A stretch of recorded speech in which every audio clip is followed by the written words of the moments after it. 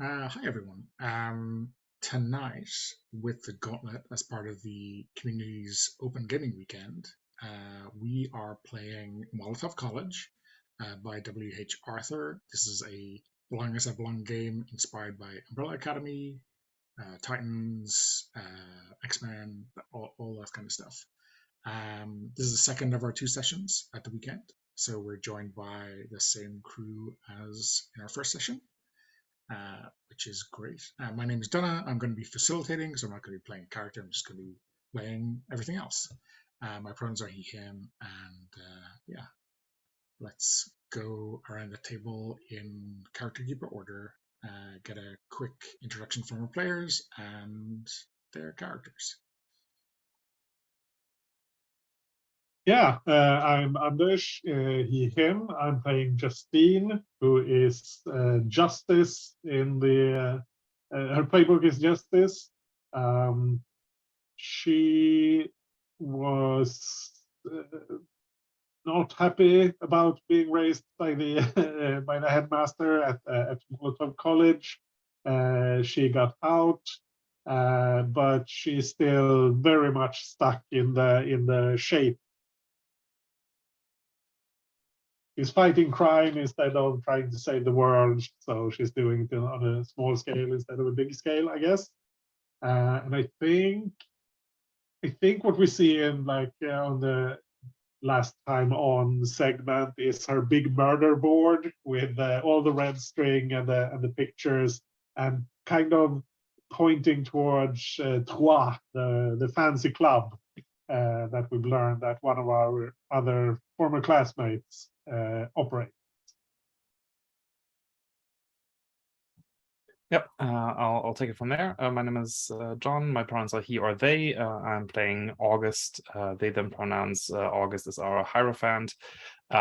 Specifically, we discovered last time that August, back, when the characters were kids, through August's connection to the Phantom Wind, the ghosts and the power of the dead, they were able to steal the death of our third member, who we'll get to, a sage, and ever since then August has essentially looked towards a predestined date and manner, I believe, of death, which we haven't fully actually defined yet what that specifically will be, but August knows when and how they'll die, which does all kinds of stuff to your brain. And ever since then, we've learned that they've largely avoided anything to do with their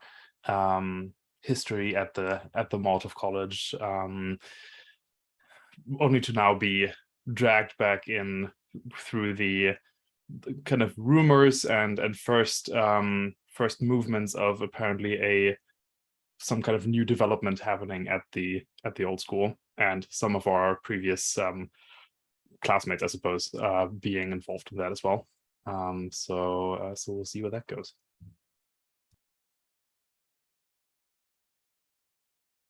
Yes, hi, I'm Kay. I use she and they pronouns, and I will be playing Sage. He uses he, they pronouns, and he is our world. He has absolutely destructive chaos magic.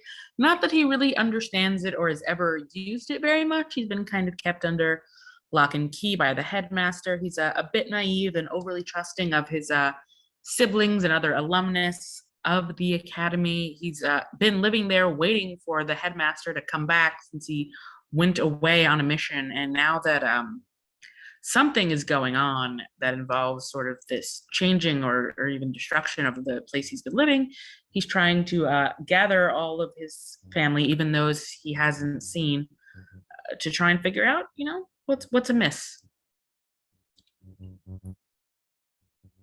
Great stuff. So when last we met our heroes, you had really just met for the first time in, a long time, altogether at least, outside the school, and they decided to head to Jim's Bar, which is a local, dare I say, dive comedy club. a few blocks away, or maybe a couple of neighborhoods away. I want to get a sense of on the way there, or maybe there, depending on how you want to frame it. What is the interaction like? Are you falling into old dynamics? Are you just thinking about stuff by yourself? What do we see? As you get to Jim's bar. John, do you want to Yeah. lead us off? Yeah, for sure. I can definitely establish that, and we've seen that last time as well, that August is quite tense, knowing that, or having noticed that Sage is keeping in touch, not just with us, but with some of the other folks who I consider more unsavory characters from our past. In fact, like if I remember correctly, I don't know. Yeah, we know actually that that Sage invited Quincy to the bar as well. So that's going to be interesting. So I think for now, I don't think I'll specifically speak out about it, but maybe actually to the contrary. Maybe I think I want to say usually August is probably like fairly relaxed and casual around Sage in their like previous interactions, but now is like pretty tense and quiet on the way to the bar.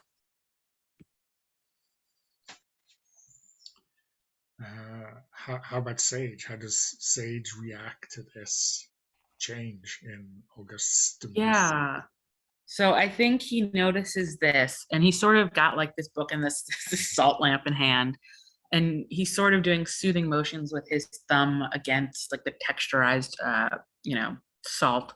But he notices, just that August is not, being his usual self, and I think he sort of looks up and down, and Sage's description is hollow eyes, but it's also oversized sweater. And so I think he takes off like this like zipped up sweater though that comes on and off like a jacket, and like just holds it out to August, because he is making the assumption, I think based perhaps on their childhood or other things, that the reason why August isn't being chatty is maybe he's cold. We're getting into the autumn season, and August, maybe that's what it is. And so he's just sort of giving a soft smile and offering said oversized sweater, looking over at Justine as well. And yeah, I think that'll August is kind of their eyes are like kind of switching, like kind of going back and forth between the sweater and Sage with a slightly befuddled look, and then just kind of August is just kind of making a gesture towards the fur coat that they're already wearing. Like I'm good, thank you. Are you sure? Because you've gone a little quiet, hasn't he gone? Haven't they gone quiet, Justine? You're not usually quiet. Well, lots to think about, I suppose. Lots to talk about too, I suppose, once we're at the bar. Still, and like you can see that August is kind of first like holding back a little bit, as if as if they're like swallowing some words that they were almost about to like blurt out, but then a couple seconds later, I still can't believe that why did you invite Quincy to this? What do you think? What do you think he can bring to the table? And I think he doesn't. He meets your eyes like extremely earnestly as he's like slipped this hoodie back on. He's one of us. He hasn't been one of us since we left that. Since I left that school. I know it didn't pan out the way that it was intended, but we're still us, and I don't want to leave any of us out. This is our home. This is where we grew up. Listen, And the way I hear you. I hear you, Sage. And I'm certain that you're still you, and I'm pretty certain that I'm still me.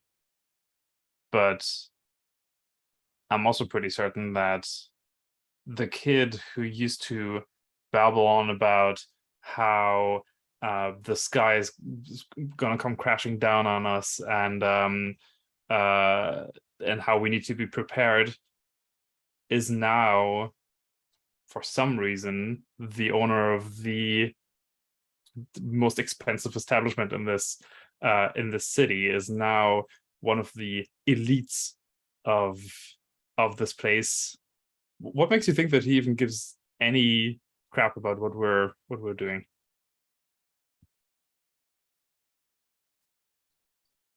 just because some of us changed doesn't mean we're not still us. I mean, I'm glad that Quincy feels safer and like this like his mouth formed this like little perturbed kind of pout as he looks at August. You know, at least Quincy, makes plans with me and meets me and reaches out. I just see you sometimes. So maybe you shouldn't shame him for not doing things or wanting to be a part of things when we only meet up by circumstance. And I mean, I haven't even seen Justine in years. Anish, as this kind of conversation teeters on the edge of an argument, what is Justine thinking? Is she like, I don't know, biting her lip? Is she kind of just watching? What's her take on this? Justine is kind of half listening. She's busy like watching the streets and making sure nobody's following them or anything like that. But I think at this point she jumps into the conversation, and she's not looking at Sage or August. She's like watching the street the whole time.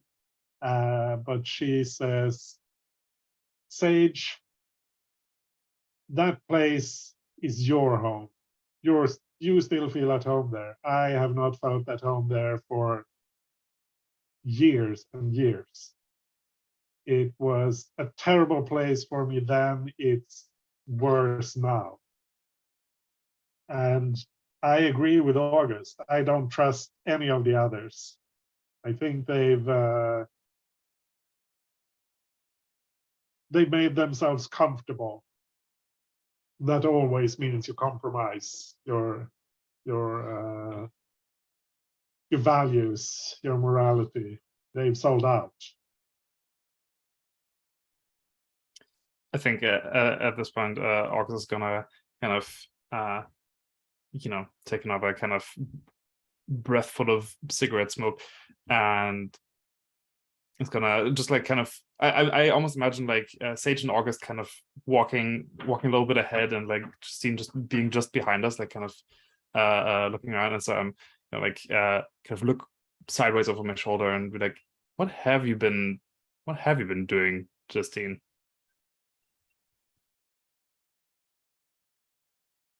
Trying to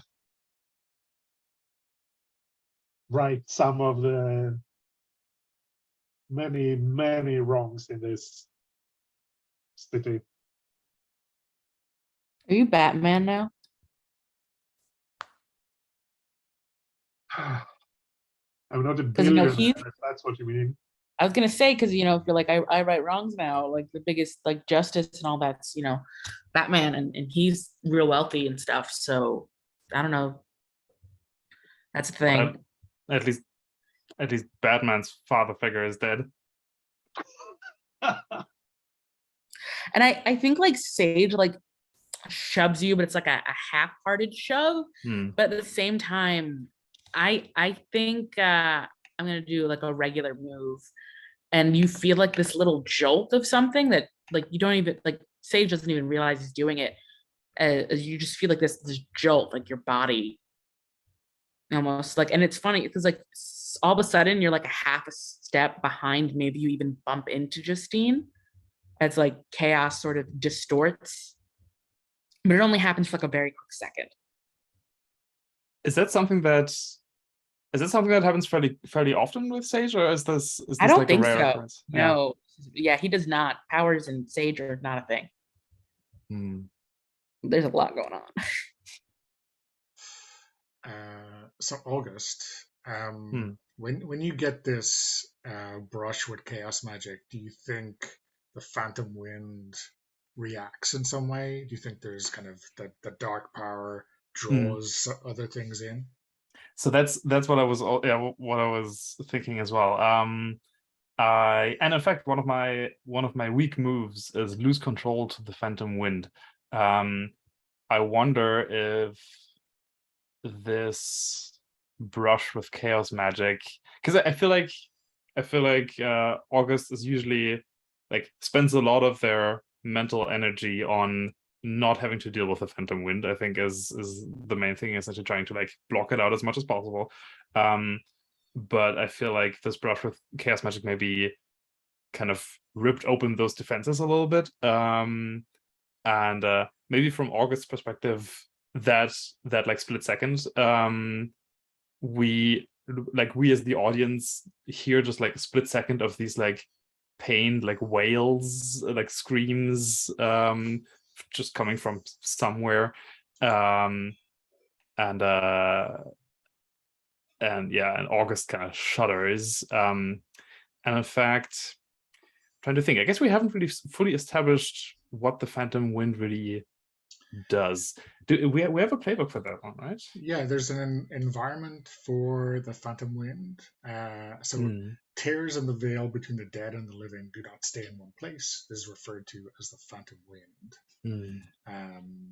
This is like a collection of ghosts who communicate directly with the Hierophant, and also present the Empress with emotions and distorted thoughts. So that's interesting. So I'd love to. Yeah. Oh, go ahead, please. So I'm wondering, when you say like lose control to the Phantom Wind, that sounds like a lot more than just suddenly getting caught up in it. I think so. Here's maybe how about this? In that split second, what we get is kind of a flashback to back to the school days, and we kind of see, maybe from August's perspective, we see that we've already established that August on many occasions tried to escape, get out of the school and try to get away from all the noise. But I think as long as they're in school, it was really difficult, and maybe the headmaster kind of prohibited them from trying to block out the Phantom Wind. So I think we have these scenes and these perspectives of August being in the room, but just being surrounded by these like apparitions. Some of them we can't even make out at all. It's just like almost like pieces of cloth like flying in the wind, but like some of them are like more defined shapes and characters and kind of people around them. And I think as we, in this flashback, as we kind of see all these different apparitions, we switch back to the present time, but one of these apparitions is still in view. We still see this from August's perspective, and like as we're like walking down the street, one of these apparitions from the past is like, after this quick brush with the chaos magic, is now suddenly like kind of clinging to August. I'd love to open it up to the table, kind of who that ghost is.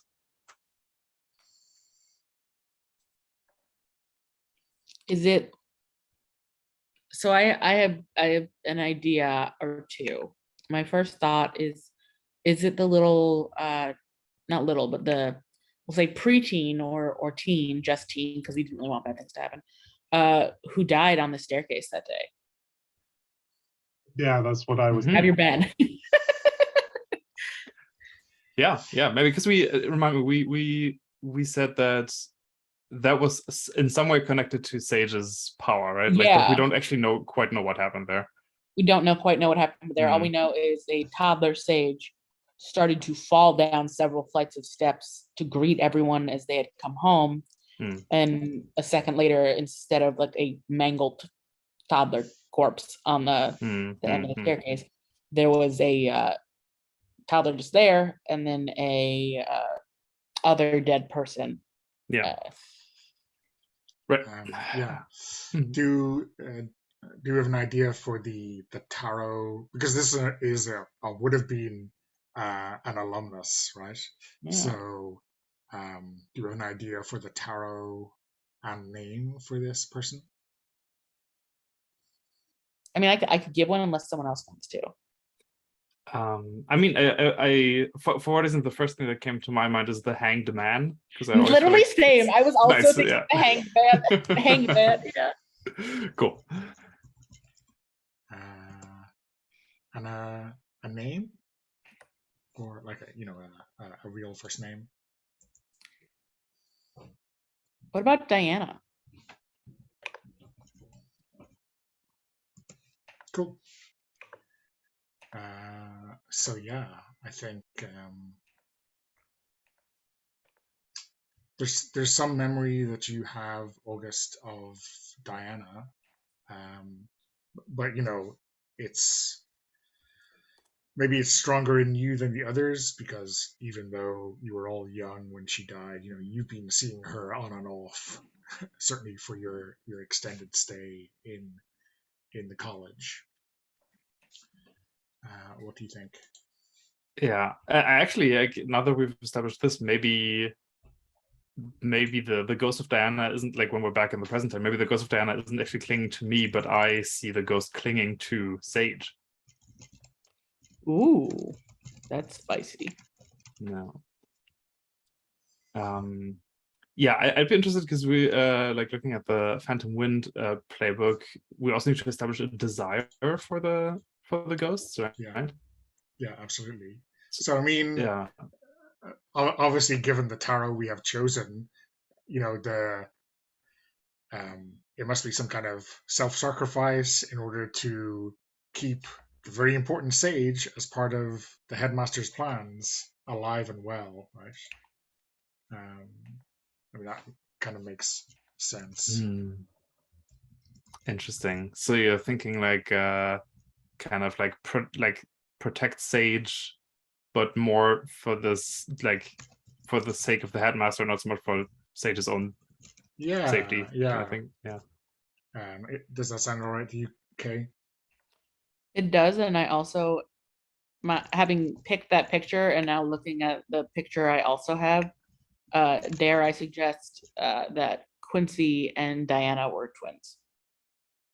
Quincy and Diana. Okay, interesting. Because I picked a picture that I had just randomly found when I was looking at Lulu pictures for Diana, and now I'm once again looking at the colored variation of the Quincy pictures, and I'm like, these two people kind of look alike. Yeah, sure. I mean, I'm okay with that. Enjoy Messy World and Ties. Okay, cool. All right. So yeah, okay, interesting. So the way that I would then maybe interpret the losing control of the Phantom Wind isn't just for me to, like, see that ghost, but for the ghost to, like, I want to say I'm usually trying to block out the ghosts, not just for myself, but also to prevent the ghost from meddling with anyone else in my environment. So maybe that's slipping now. Maybe the ghost of Diana is trying to do something with Sage now. So let me know how this sounds. I wonder, like, when August got that jolt from the chaos magic, part of the way that they lost their kind of focus on keeping the phantom wind out. Was like the physical jolt like took the earphones off your head. And now I think those same earphones are being placed on Sage's head so that the ghost can speak directly to him. Oh, Yeah, sure. That's not too freaky, is it? no. No, I think that's great. Okay, cool. I think Sage sort of blinks because I feel like this is something that might have happened in their childhood, not the ghost speaking, but when they were younger, maybe when things were too hard at times, August would just put the headphones over Sage's head. Mm. And it's like, Mhm. oh, we were arguing and now August is doing this. That's kind of sweet. Right, like yeah, like it used to be a gesture of affection and maybe like of like protection in some way. Yeah. Yeah, like care. Mm. Awesome. So yeah, I guess there's like one of those quaint radio tuning in sounds in the earphones before the frequency is found for the phantom wind. You know, Phantom FM on whatever 101.4. And you hear Diana's voice, which seems so familiar to you, even though it's been years. Yeah, because I don't think Sage would remember it, but like he wouldn't remember it because he was so young. Yeah. So I guess it's like I guess the thing I'm aiming for is if you smell something that you haven't smelled in years, and it just kind of brings Yeah. back this feeling, right? So it's like almost hardwired, um, or at least something that seems to have been innate at one time, right? Yeah, I think his hands will reach up and he'll sort of clutch the headphones a little tighter, almost to like keep the sound like there, so like nothing else can interrupt. Um, and I guess August, you can hear this as well, right? Because you're tuned in. You don't need the prop of the earphones. Mhm.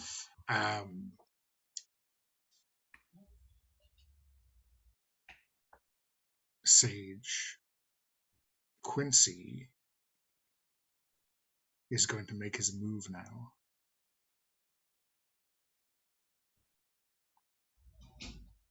If you're ready,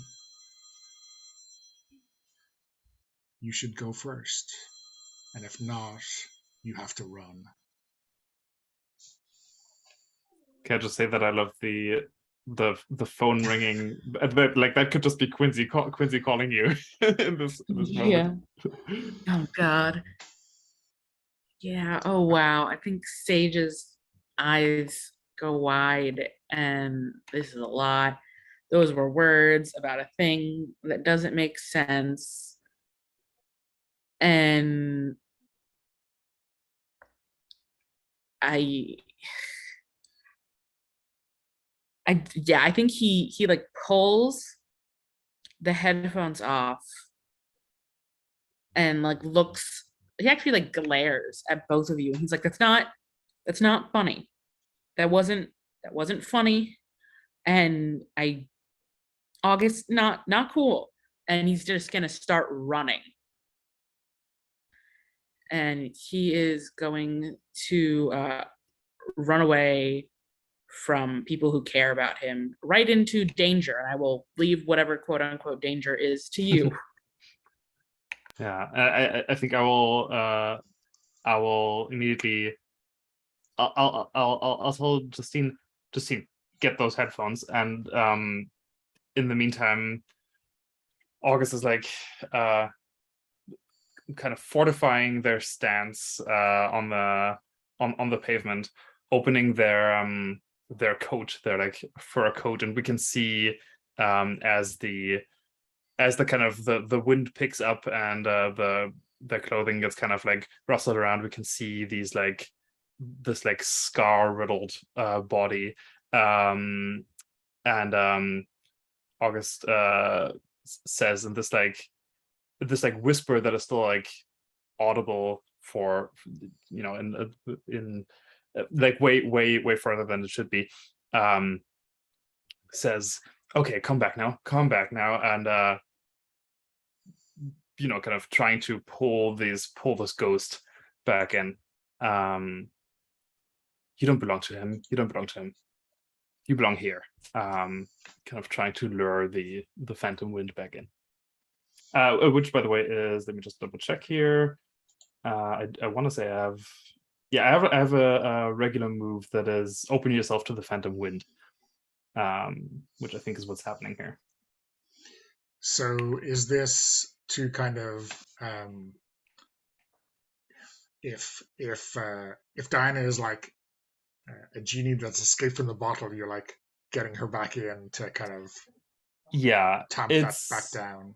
It's kind of like I'm like, Diana is kind of attached to Sage, but I'm trying to make myself the bigger beacon, right? Like, I'm trying to make myself the bigger target here, and which might be to my detriment probably, but kind of trying to get those ghosts back in now. Yeah. So, I mean, what does that look like? I mean, I think, as Sage is turning and running, and maybe there's like a delay, there's some kind of magnetism holding Diana's ghost to Sage, and she is catching up to them. Like, what does it look like when you pull them back? I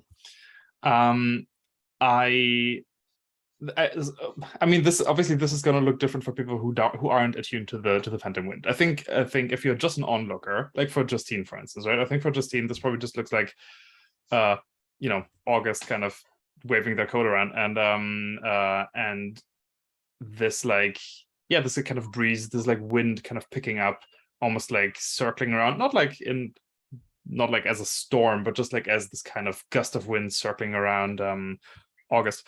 But from August's perspective, I think what we see is we have Diana kind of trying to follow Sage, but all these other spirits and these spirit energies, once again, like many of them just like look like floating kind of sheets of cloth or something like that all get kind of pulled into where August is, and the ghost of Diana almost like trying like someone trying to move through a big crowd, but in the opposite direction, right? Like kind of the ghost has a hard time following Sage because everything else is kind of pulling in the other direction.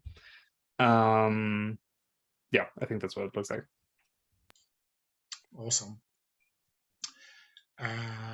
So Anish, while all of this is going on, why don't you tell me like how you keep track of police activity in your normal day-to-day? I mean, how do you know that the police are on their way here before anyone else hears the sirens?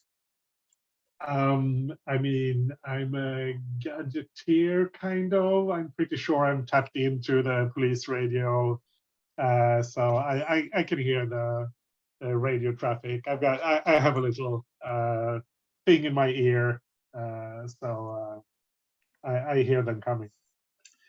And obviously, you're like channel hopping, right? There's a lot of noise out there, but like, what is the phrase or just the word that gets your attention to that this is a danger to you and yours? Ooh, I think they give like a brief description of Sage, like there's and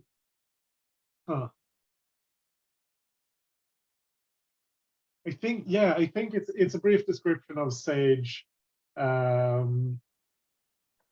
pointing, or the police, the directive in the radio is that he's I think causing a disturbance or something, which I realized this is something that's drummed up. Someone's made this up just so there's someone who wants him for some other purpose.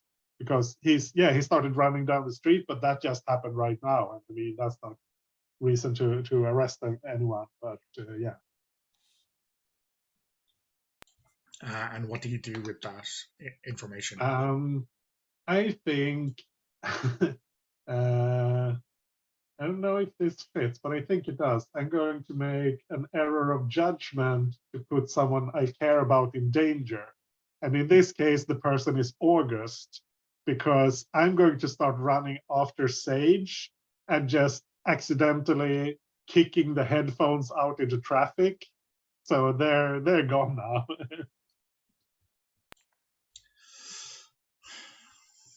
Okay, awesome.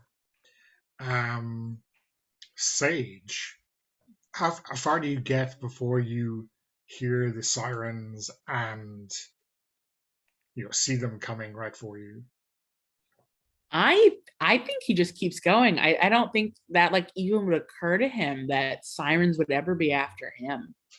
They would have to like get him, I think, or like pull out or start talking to him or something for him to even think that they would want anything to do with him. He's ordinary. He's not special. Yeah. I mean, I think there's these two, bull-barred SUVs with the city's police markings on them, and they, skid to a halt right in front of you. Maybe they like go up on the sidewalk to block you off, endangering average citizens going about their business. And the first officer, pulls out his gun, points it at you, and tells you to freeze. Oh man, I think Sage fucking freezes. So there's a gun on him, and he's like, sir, what's I think maybe you have me mistaken for someone else. Can I help you, sir? And the other can you put that officer away, please? Comes up behind you and just puts a knee into your back, puts you up against the car, and can it, Mister,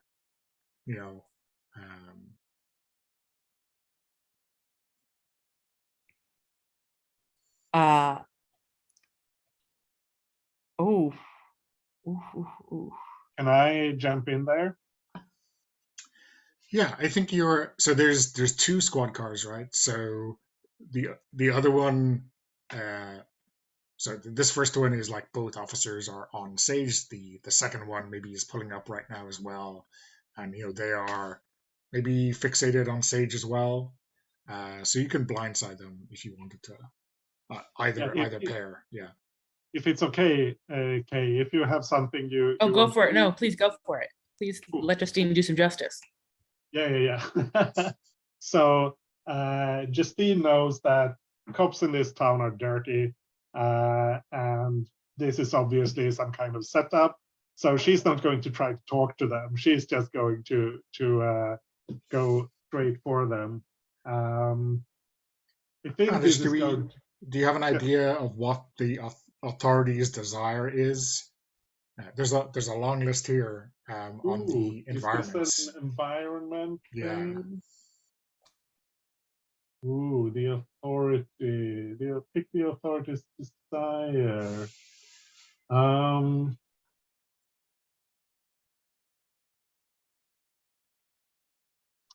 Ooh, I think in this case it's social conformity, probably. Like Sage has been flagged as a dangerous individual of some kind. He's been part of this weird school, and now someone somewhere wants to put him away somewhere. Okay. And if we, I mean, obviously the thing against Sage is completely trumped up, but like, do they have a file on Justine? What do they want her for? They absolutely have a file on her. I think she's made some friends on the force. Like not necessarily, oh, these are the good stand-up cops. It's just that some people, she's helped some people get some arrests and that sort of thing. So they kind of owe her, so they kind of tip her off occasionally and keep her safe a little bit. But she's generally not that popular with the cops, I don't think. She makes them look bad by solving cases that they just try to just put in the win column by arresting someone who probably wasn't involved. Solving cases, like. Yeah, it's terrible. Yeah. So what do you do as you barrel into this situation? Yeah, I think she sees what's going down. She starts, and she was running before, and now she kind of goes into a sprint. As the second patrol car shows up and the door closes to her, starts to open, she kicks the door closed and then slides over the front of the car to kick the cop with a gun to make him drop the gun. And then I think she grabs Sage to pull him away from the other, the one behind him, punches him in the face, and I think I'm triggering a couple of moves here because I'm definitely getting in trouble with the authority, I feel like. But then I think I want to spend one on giving someone a brutal beating, with someone being these cops, basically. So she's doing the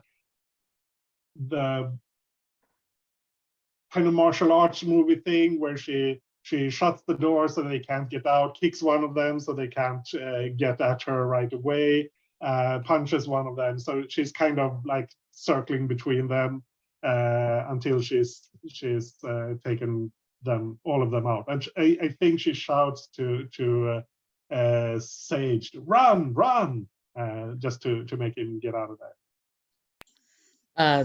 Yeah, I think Sage is gonna, instead of facing problems, she's just gonna run away from them. Problems being cops, and he's just gonna keep bolting towards gyms. Okay, so keep running the way you're running, not back to August. No, he's just running. Okay, let's cut to August. So like this torrent of phantoms is like rushing back into you, and finally I think Diana gives up this kind of, I don't know, waiting struggle and turns around towards you. And I think, let's see.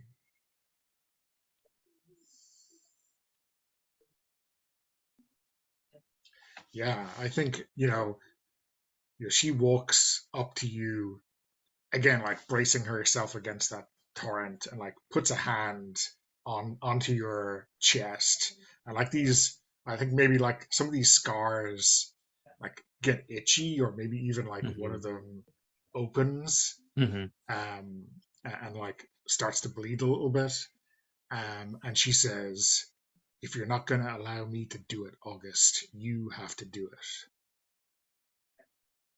Maybe you should just give the destiny you stole from him back. I think I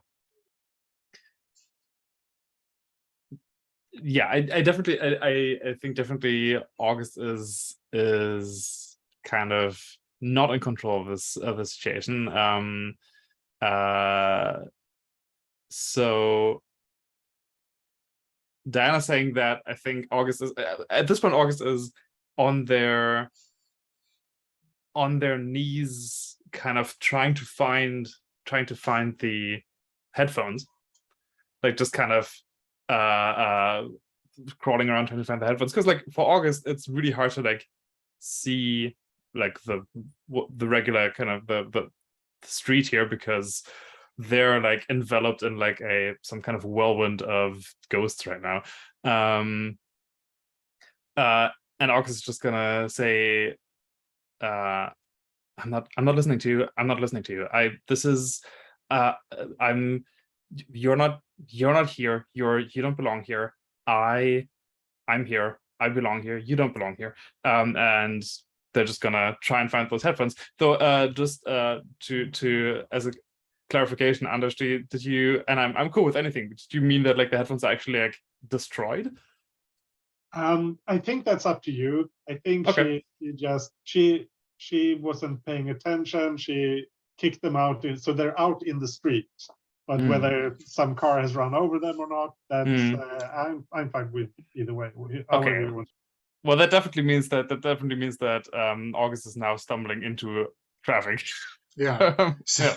So I mean, I kind of see them as like maybe rolling out into traffic and maybe improbably being missed by traffic, but also maybe as August, scrabbles out to get them, he can't die, right? They can't die, right? Because that's their thing. So like obviously I kind of want to see them improbably survive certain death, right?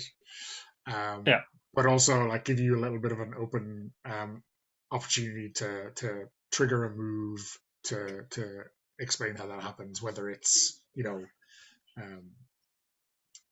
matter what kind of move it is, fictionally speaking, just to explain it. Yeah. I think I'm just quickly double checking my moves here. Because I wouldn't like one of my moves is pull off an impossibly daring stunt. I wouldn't consider this a stunt because it's not intentional. So I suppose I'm getting out of harm's way right now. I guess that could work. I mean, here, how about this actually? How about this? One of in my regular moves, my like question move is how can I get away from how can I get away from trouble for now, even if it means putting me into a worse predicament later. So I'd like to put that out there as I think August like somehow, improbably somehow August is able to for now put the close the Pandora's box's lid, but I think that will have repercussions later. Let me know what you think. I wonder if August promises something they cannot deliver, to tell Diana that they will do what she asked, even if August doesn't understand how that's possible. Yeah.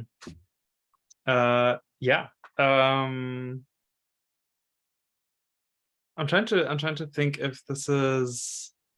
I'm trying to think how common it is for August to just lie to these ghosts. Because I think August is like fairly used to lying to people.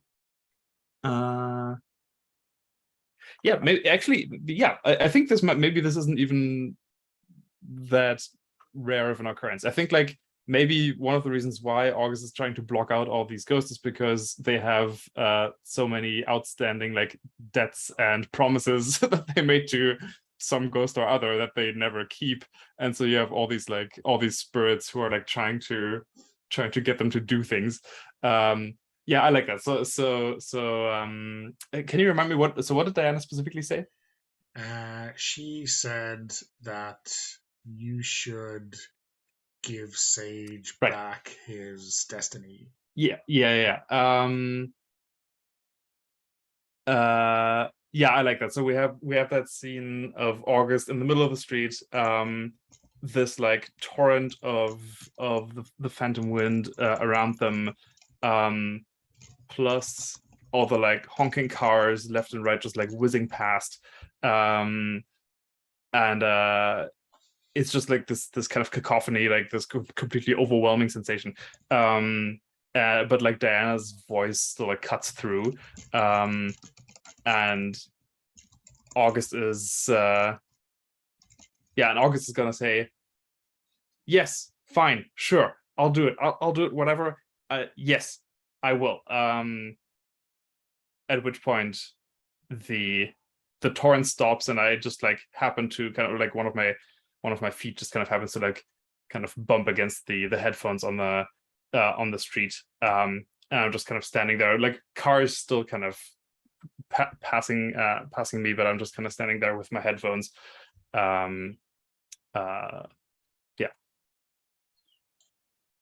Awesome. Anders, how, I mean, in Justine's victory, how did she get out of there or kind of evade any follow-up? I think she's put enough of a beat down on the cops that they can't or won't, at least won't follow her. I think like one of them is handcuffed to the wheel of the police car, and two of them are just down on the street, and one of them is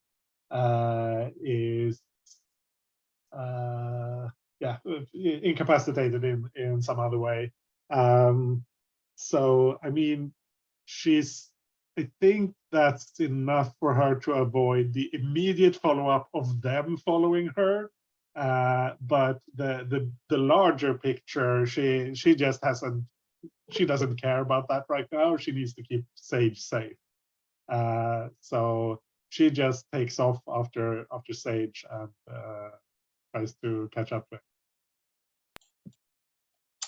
Great. And Kay, I guess Sage arrives at Jim's bar, right? Yeah, I think Sage arrives at Jim's bar. He gets in and he looks a bit befuddled. His hair is probably all messed up from the wind and getting shoved up against the car. Face a little flush. And he's gonna look around. Does he see anything or notice anything or anyone? Or he's definitely lost the salt lamp, which like R.I.P. salt lamp in the book. Yeah, I mean, it's like late morning, right? If I remember, Yeah. or yeah, so maybe like 11-ish. So it's quiet. I mean, it's a bar. Maybe it's not an early house or whatever, but it's maybe just opening up, and a bartender who you've seen before. I mean, even though this is like Justine's comedy club, like you've been here before, right? Yeah, I think maybe like once or twice. Yeah. And I guess as a perfect fictional bartender, they know you by name, probably know your order from those two visits, and kind of wonders what you want. And maybe as you take in your surroundings, you notice in the corner is Quincy. I think he just completely forgoes the bartender and the warmth, and he's going to trust the wrong people who offer false hope, theoretically. And just with everything going on, he is going to like run right to Quincy. And I think we get like a mirror image memory in this moment of like a much younger situation where insert, I don't know if either of you want to claim this, but some other students or something were like chasing a young Sage, and it was kind of playful, but it was also a little scary. And he just like ran right to Quincy to be like, no, like make them stop, or like help me, or just like the way that like little kids play like that. And I think we get just like a side by side as it shifts from this like small child and maybe like middle of the teen to like Sage where he is now, practically sort of almost flinging himself into the booth where Quincy is. I feel like maybe this is too on the nose, but maybe the kid who chased you was the chariot. That's funny. I like that. Whoever our chariot is. Yeah. Yeah. So yeah, I think, I don't know, like I imagine Quincy's like drinking a brandy or something like that, and there's like um, a tall glass with some ice and a lemon in it, with like bottled water beside it. Just what Sage needs right now, or just what Quincy imagines Sage needs. No, that's what Sage would order. Yeah. So he knows him well. So I think that is a good time for our first break. I have 2 minutes past, so how about we return for 10 past? Sounds good. Okay. So we've got Sage sitting down with Quincy over a very quiet drink. I think we have Justine, racing. Maybe maybe having to guess where Sage is gone, but maybe knowing exactly where Sage is gone. I'm not sure. And then we have August just having kind of recovered their kind of real world grounding a few blocks back. So let's start with August, I think. What everyone has raced off. I mean, I guess you were kind of in the throes of the Phantom Wind when they left. So, what's your plan? Narratively, I kind of like the idea of August doing like separating from the group in some way. I'm just trying to think what would be the most interesting. Because like I feel like that push towards, hey, you have to give Sage their destiny back is like really interesting.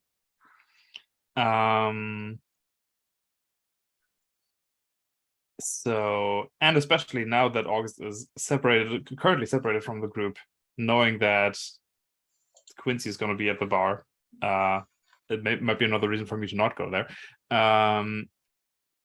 So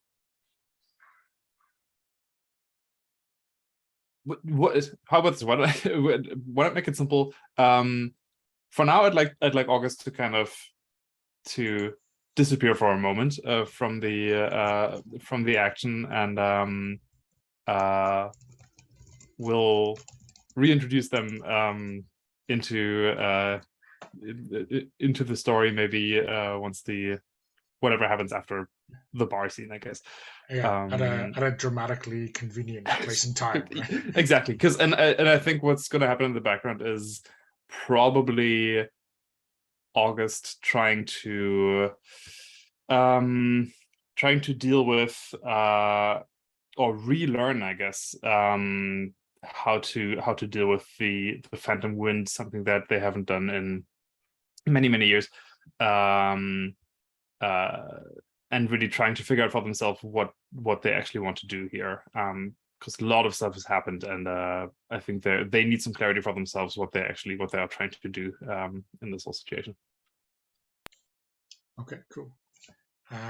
Anders, I think if you are arriving at Jim's bar, maybe a little bit out of breath, or maybe just fine.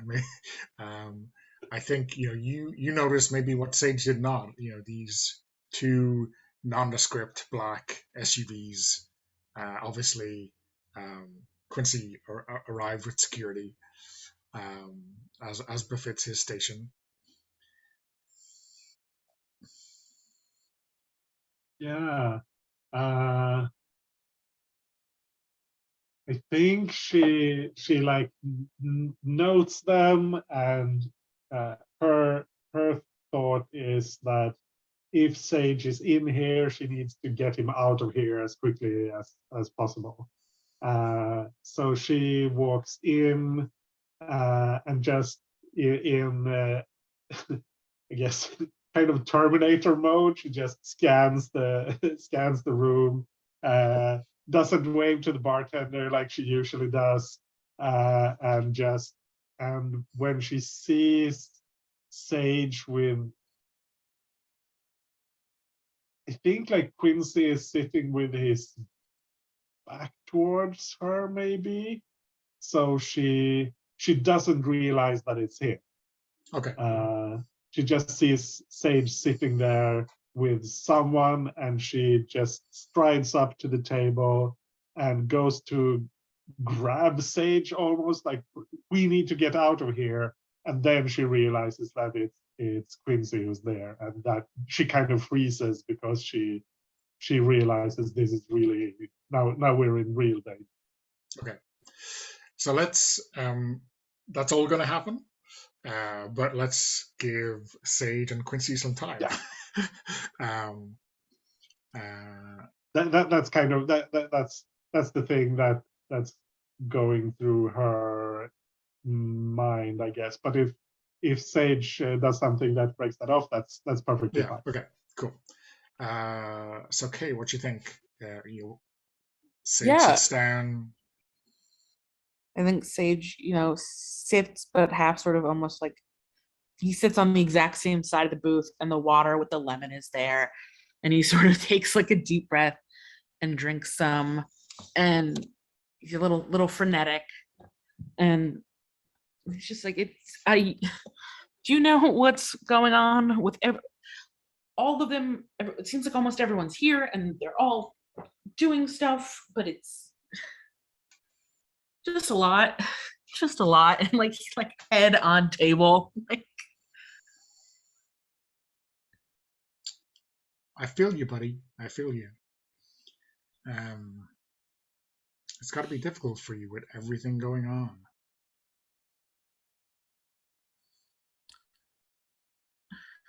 I think he wants to like talk about what just happened, but also that feels like so much, and he just kind of like looks and blinks up at Quincy, and it's just like, Lulu said something about the house getting constructed, and there were construction workers, and she said I have to move out. Well, I broke a salt line.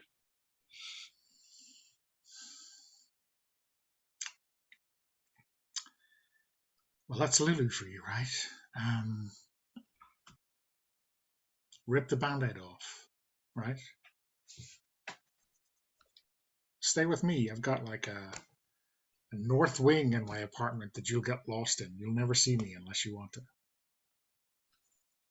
Why wouldn't I want? And like why wouldn't? And he puts his hand over Quincy's hand. It's like, why wouldn't I want to see you? You're the most reliable of any of us. I mean, I was walking with Justine in August, and August put headphones on me, but I think it must have been some weird.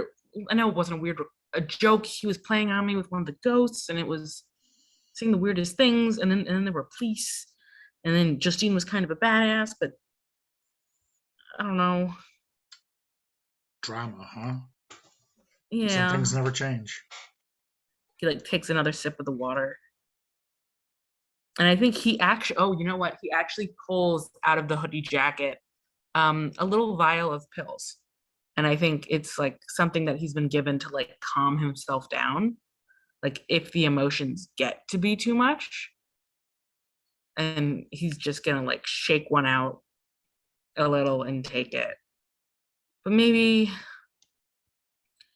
it'll be okay, and Lily wouldn't tell me if it was that. And he goes to start to say dad, but then like replaces it and it's like the headmaster.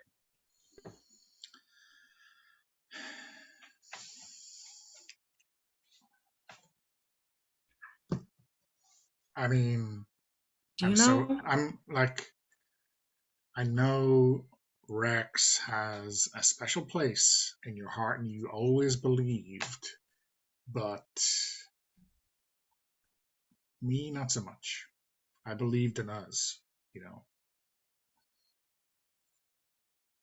Believe, it doesn't have to be past tense. I mean, I think August and Justine are on their way, and maybe, I mean, they didn't really want to invite Lulu, but maybe we should. And I don't know if you've heard from at all or any of the others, but yeah, I just feel like these should be decisions we're making as like, us, our weird little motley family crew, and to look up with just like big eyes. Listen, Sage, like things are changing here. The world is going to be nothing like you remember. I mean, the world has already changed. Like, it's a scary place, and some people are just not equipped for the new reality. And unfortunately, I think you're open-minded. I'm not sure about Justine and August, or Lulu for that matter.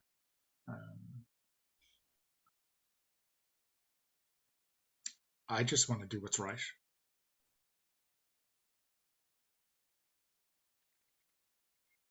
I know it wasn't always great, and I didn't get to participate in a lot of the stuff that was really hard, but sometimes I wish we could just go back to when it was all simpler and we were all together, and it was just us, it was the six of us against anything, well, not against, I mean, it was like the five of you against anything, because you guys could do stuff and I was kind of there, but I was there, and we used to meditate together and do the philosophy, and I still ran laps, and yeah. Well, will you allow me to be cynical for a moment, Sage? Sure, just a moment. And he gives him like a teasing sort of smile, and it starts to feel maybe a little normal for a moment. I tried that. I tried going back and making it the way things were, and it didn't work. The more I tried to fix things, the more I broke everything.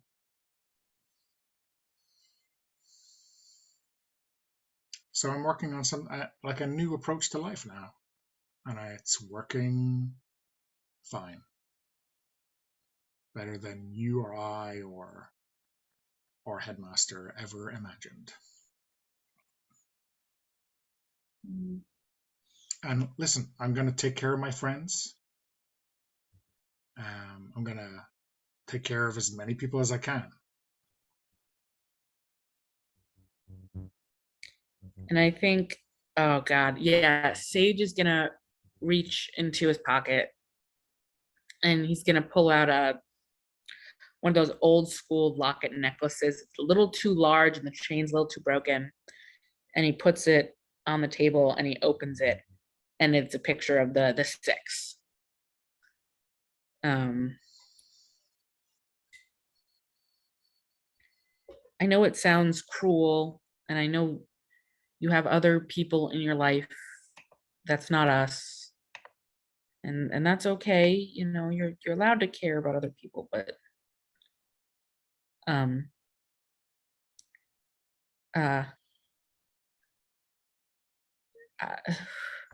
he's gonna, as he's like opening himself up a bit emotionally here. This is our six. No matter what we've been through or where we go, that's family, right, Quincy? That's what matters at the end of the day. And I think in the time between Quincy taking a breath and responding, Justine arrives. And goes to like yank Sage. Yeah.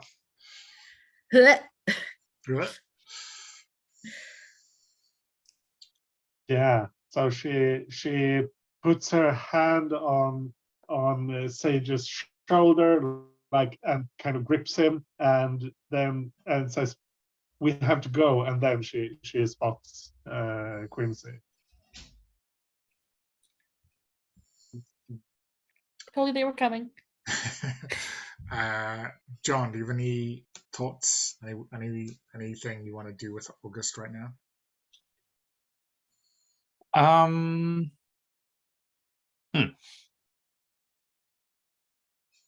I mean, nothing that would like immediately affect the current situation, I think. So feel free to keep going. I've been going through my mental catalog of ghosts that that I might be able to might be dealing with. But we'll get to that in a moment, I think. Okay. Just holler if you want to parachute in. So yeah, Anders, why don't you remind us of the last time you and Quincy were together? Also, Anders, while you think about that, I do actually have a quick. We can do like a very quick cutaway to August, which I think is going to be August being somewhere else, like knocking at a door that some other part of the city, and the door opens, and we as the audience don't see yet who's opening the door, and August saying with like kind of like a very weak voice saying, I need your help. I'm not strong enough. And I think August has gone to the strength. Who we'll see what they're all about, but yeah. Okay, awesome. Yeah, Anish, yeah, tell us how you and Quincy were last together. I think this was like a couple of months after Rex disappeared. He went on his mission and then he never came back.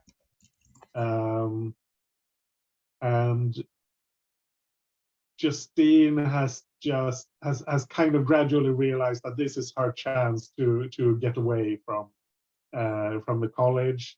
I think it's like really late evening, late night, like midnight, and she and Quincy are hanging out in the like kitchen lounge area, is kind of how I see it.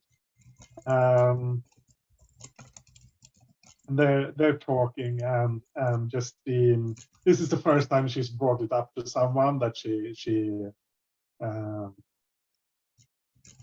doesn't look like Rex is coming back. And if it does, I think I'd rather not be here.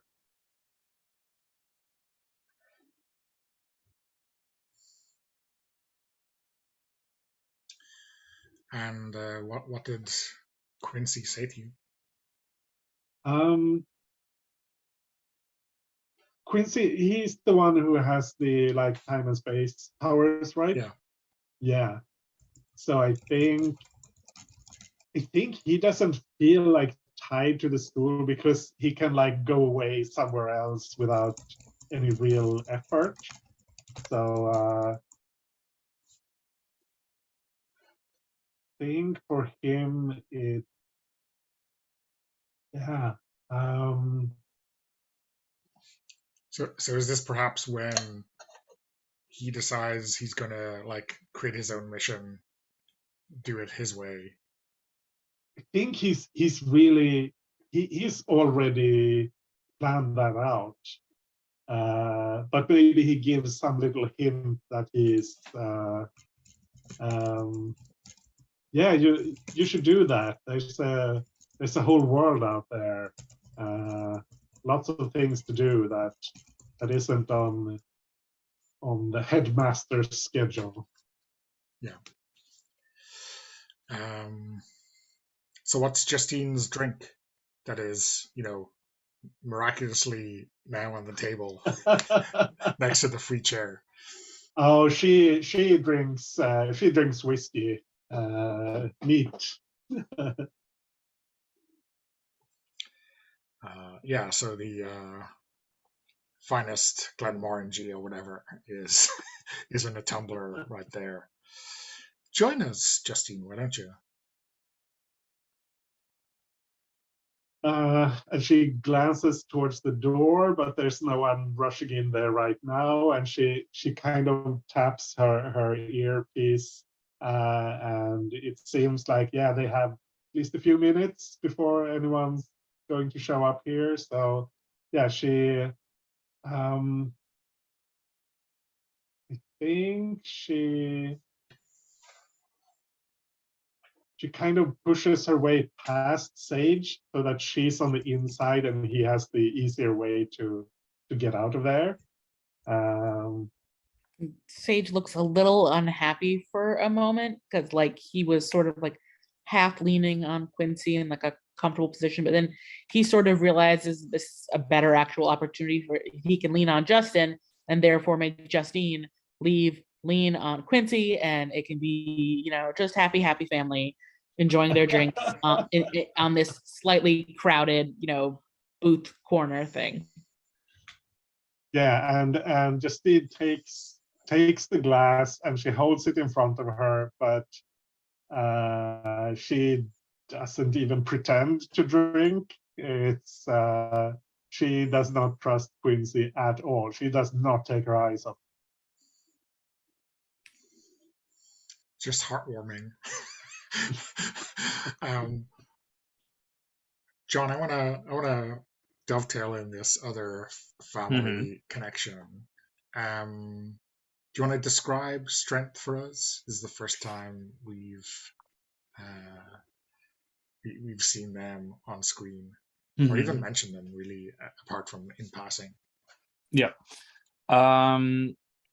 So I think, yeah, the person opening the door is a woman in a wheelchair, and I think I think she's always been in a wheelchair. I don't think this is a recent thing. Who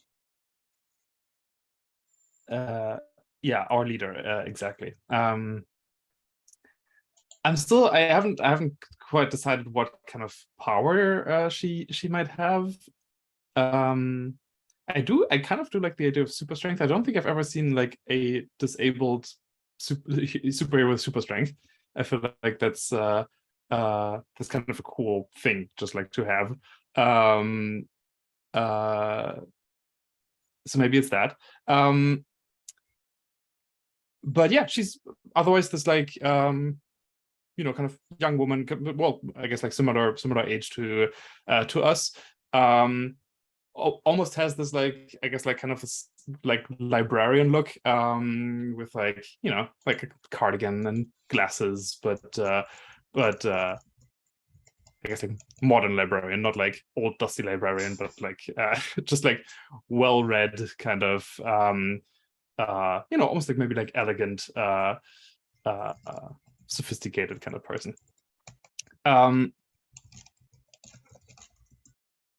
Yeah, and I do for now I want to kind of leave open, and maybe we can I want to just leave it up to any of you to decide how she fits into the into the family dynamic here. But clearly, since she used to be the leader, something in August, you know, kind of compelled them to go to her now that August is feeling at their lowest. Do we have a first name for her? I'm just looking through the list here. Well, we already have a Diana. Let's go with Kay. Do you happen to have like a picture for this? I've always it's easier for me to come up with names when I have a picture. Yeah, I can find a picture, but I'm gonna make a little suggestion because I'm noticing a bit of a trend. These names seem very like Roman. Like I've kind of been picturing that August is short for Augustus. Sure. Because if you look at what we have, you've got like Rex, Diana, Justine, Lucretia, like Quincy, Augustus. I think Sage's real name is not Sage. I think that's just what he's gone by. I think I think he had a name, and once he was that was more Romanesque, and once it was determined that he was not going to be like part of the shenanigans, I think his name got shortened. Sure. Let's see what I can find real quick. Trying to find a really good picture of a woman in a wheelchair. Let's see. Antonia, I can see that. Yeah. Oh, Antonia's a good one. What about this one?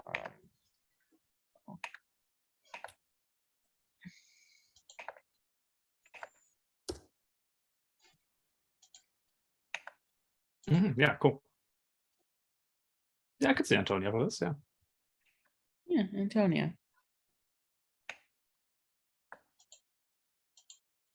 Okay, awesome.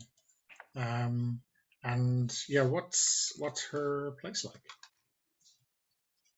I would say modest. I think it's certainly not the kind of rundown hideout kind of thing that me and I think Justine as well. But I'm not sure if I ever established. Yeah, okay. Like not the kind of secret hideout that we live in, but it's also not one of the like fancy new condos that they're building in the other parts of the city. I think it's just kind of a nice, like honestly everything about this person and their place just kind of screams, I'm just a regular citizen. There's nothing, everything's normal. There's nothing weird about any of this, and don't pay any attention to me, kind of thing.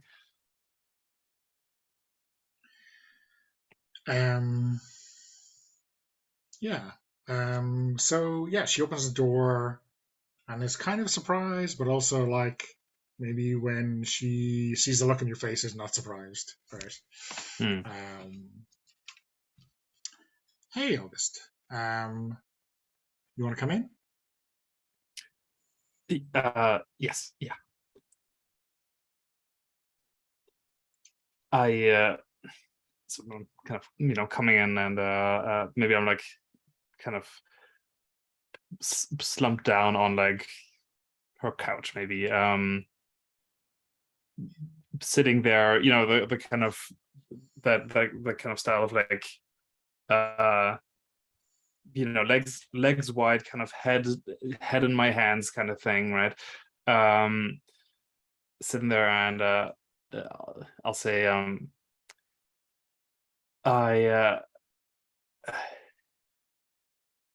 this is hard for me. This is really hard for me. I know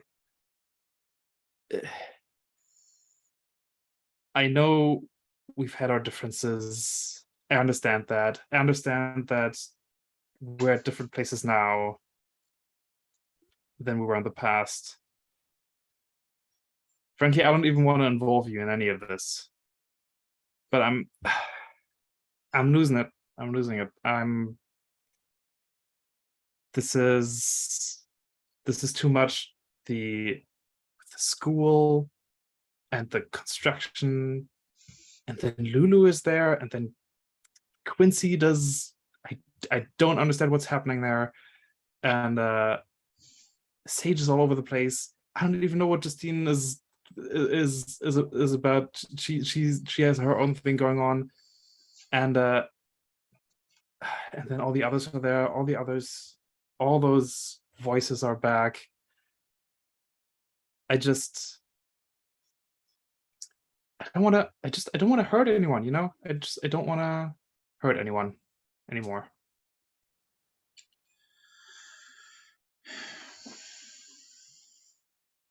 I mean, the three of ye. I mean, I would love to knock some heads together.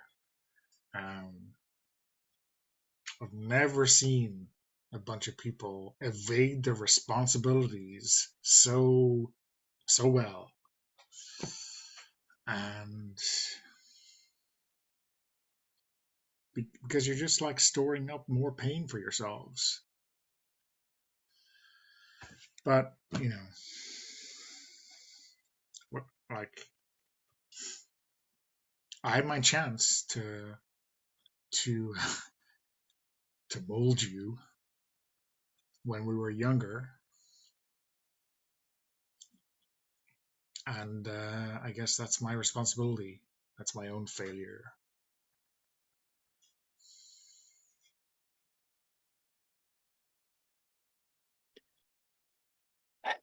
Listen, I know that we that I was wasn't the easiest to be around, and I don't know how much you knew about the stuff that was going on in the basement, and that's fine. We don't need to. That's okay. We don't need to talk about that right now. We're both here. It's all good. I'm just, I am scared that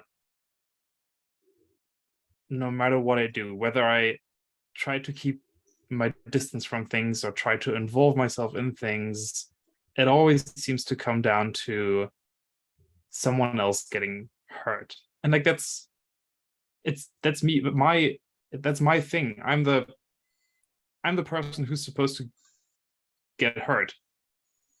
But somehow it always ends up being other people.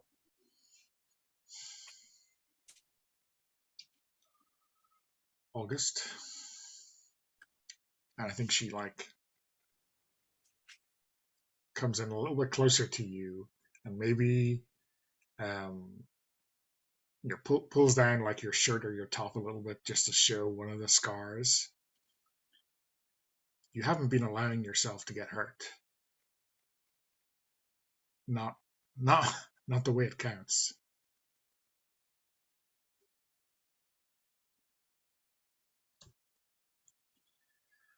You've been avoiding getting hurt by every possible mechanism, in the universe. You came here instead of what? I guess instead of, I don't know, I guess I felt like I was being pulled into something I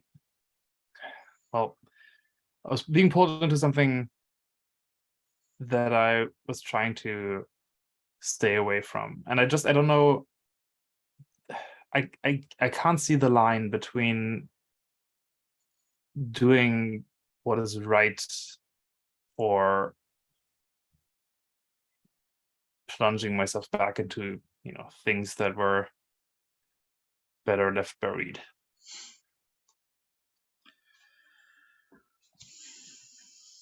Okay, level with me, August. You came here for a pat on the head and a cookie, for me to tell you you're doing great, just keep trucking, or you want me to tell you what you got to do? Because in our line of work, doing the right thing and leaving things buried, those are not mutually exclusive. You might have to dig up the past to do the right thing. But if I'm doubting myself, I ask myself, where are my people and how can I help them?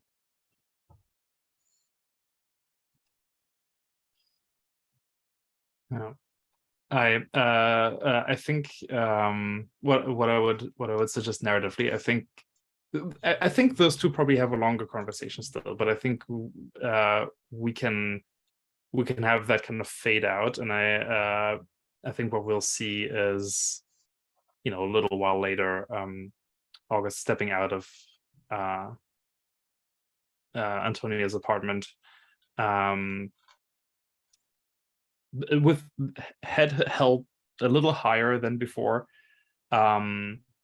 still a worried look on their face. I think they're flipping, they have their phone in their hand and they're flipping kind of through their calendar app, and there's like this, this one day that is like let's say, what would be interesting? Let's say maybe like 2 months from now. There's this one day that is just maybe it just has like, it just has like the emoji of a tombstone. It's like there's like an event, like a calendar event, and it just has like a tombstone emoji there. In 2 months' time, and I'm just kind of flicking through that and kind of taking a deep breath and going.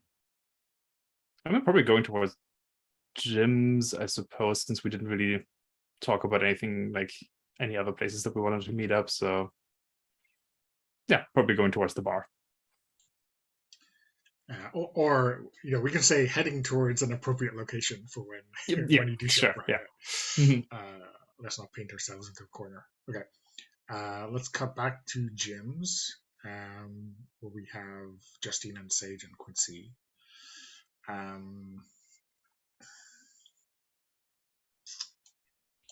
How awkward is this? Is this a conversation that is just going to derail very quickly, or is it like retreat into quietness? What do you think Justine's approach here is? I think it depends on Justine. Yeah, I think Justine is worried about. I mean, she's scared about antagonizing Quincy because she knows that he's with his powers, he's really dangerous. But on the other hand, I think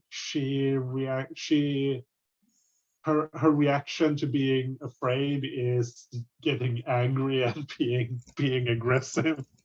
But she's trying to keep that in check for now. So she sits there holding her glass and just tries to keep her emotions under control, while she waits for an opportunity to get her and Sage out of there without putting them in more danger. But I'm also going to look at my moves, because there's probably something stupid that I'm going to do. Yeah, I think in that moment, like for a quick second, I think Sage, oh God, he drops a pin of his location in his messages with Lulu. And it just says family meeting. As he, sort of does this, and he's kind of coaxingly, hopefully looking between like Justine and Quincy, and I think he knows the brandy, he knows what Quincy drinks, and he's gonna look and he's like, oh Justine, like what do you have there? What's that? As he goes to like sip his water through a squiggly straw, like just trying to ease it a little. Like he's there's actually some, like, despite everything that's gone on, and there's maybe like a bruise forming on his cheek from getting slammed onto the top of a car, he actually like looks a little happy to like see Justine and Quincy together. Yeah, Justine probably has some bruises as well after her little dust up. When Sage asks what her drink is, she's still staring at Quincy. So I think she says it's whiskey, my favorite brand, I suspect. And she's looking at Quincy like, I know you have me followed and watched and whatever, or you're doing it yourself. But yeah, That's really cool. I mean, it's a 20-year reserve. I mean, I would, if you're not going to drink it, I will.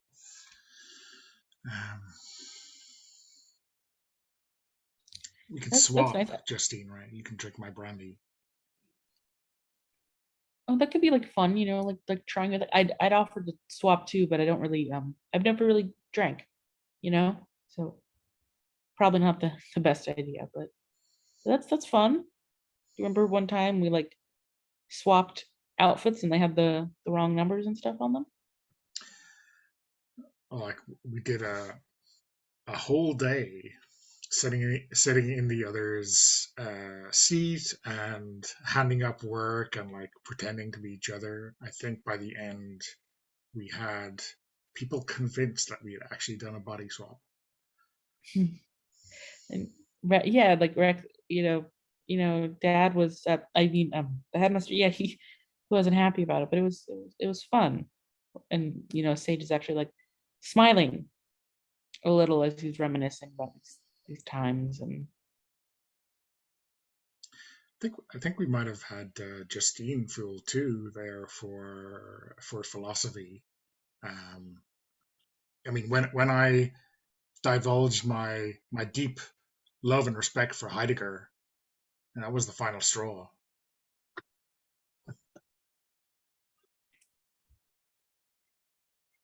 Yeah, you were always you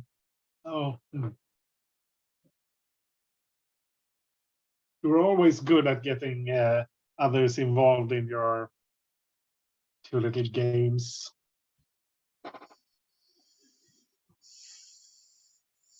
Well, that's what being a team player is all about, right? Is it?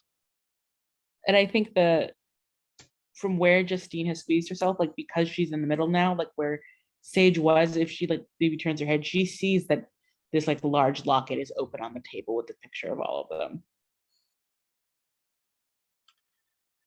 Sage was trying to, I don't know, encourage me to remember what a close connection we all had. Sage tinted glasses, let's say.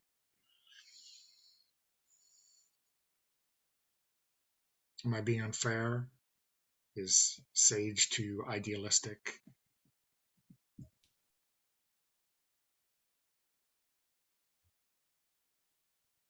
I mean, we were just kids shoved together in that big old house. Of course, we formed connections, but that doesn't mean we can go back and live in the past.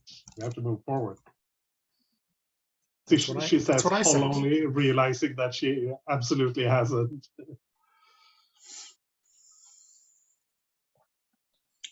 Ooh, that would be cute. Yeah, Sage is short for Sagittarius, the hunter. So yeah, Sagittarius. That's good. Yes, I like that. We're gonna go with that. And oh yeah, I love that. And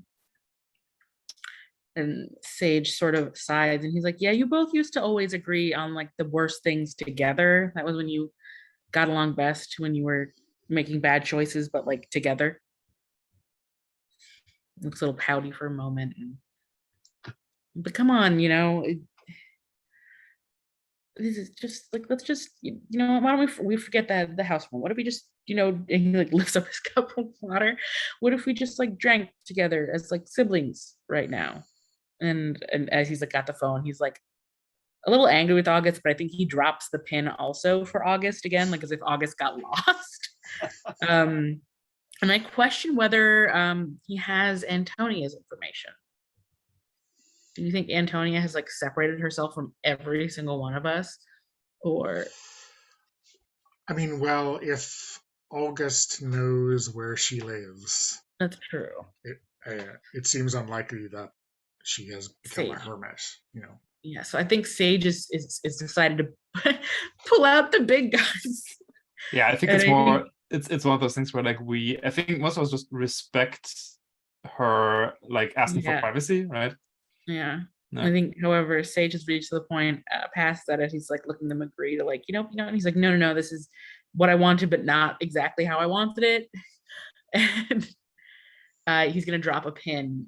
Oh God, you obnoxious little a-hole. He's gonna drop a pin to Antonia, but instead of like it saying family meeting or anything, it's just gonna say help. Because he knows that'll get her to come.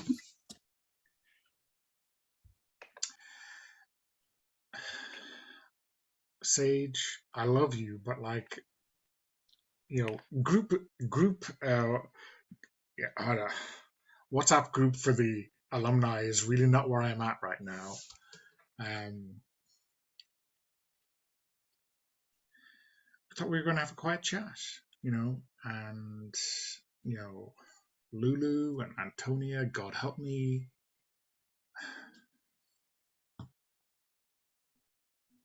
Well, he doesn't know that Lulu and Antonia or August. He knows that August might be coming.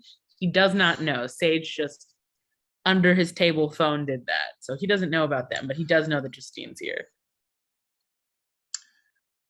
Yeah, I mean, I'm kind of playing up the kind of time and space, Oh, okay. So right? he knows. Oh, he I mean, knows. like as soon as you do it, he knows, right? Because He he knows. is, And or oh maybe God, before you did it, he knew. before he know. Oh God, I think Sage just like cat with canary, kind of like I have been caught, and he just kind of like, it's been years since we've all seen each other, so I didn't just come on, Quince, like, wouldn't it be good for us all to see each other, and maybe we could hash out whatever it is that went wrong, or why we don't all talk. I mean, how long has it been since you've seen August?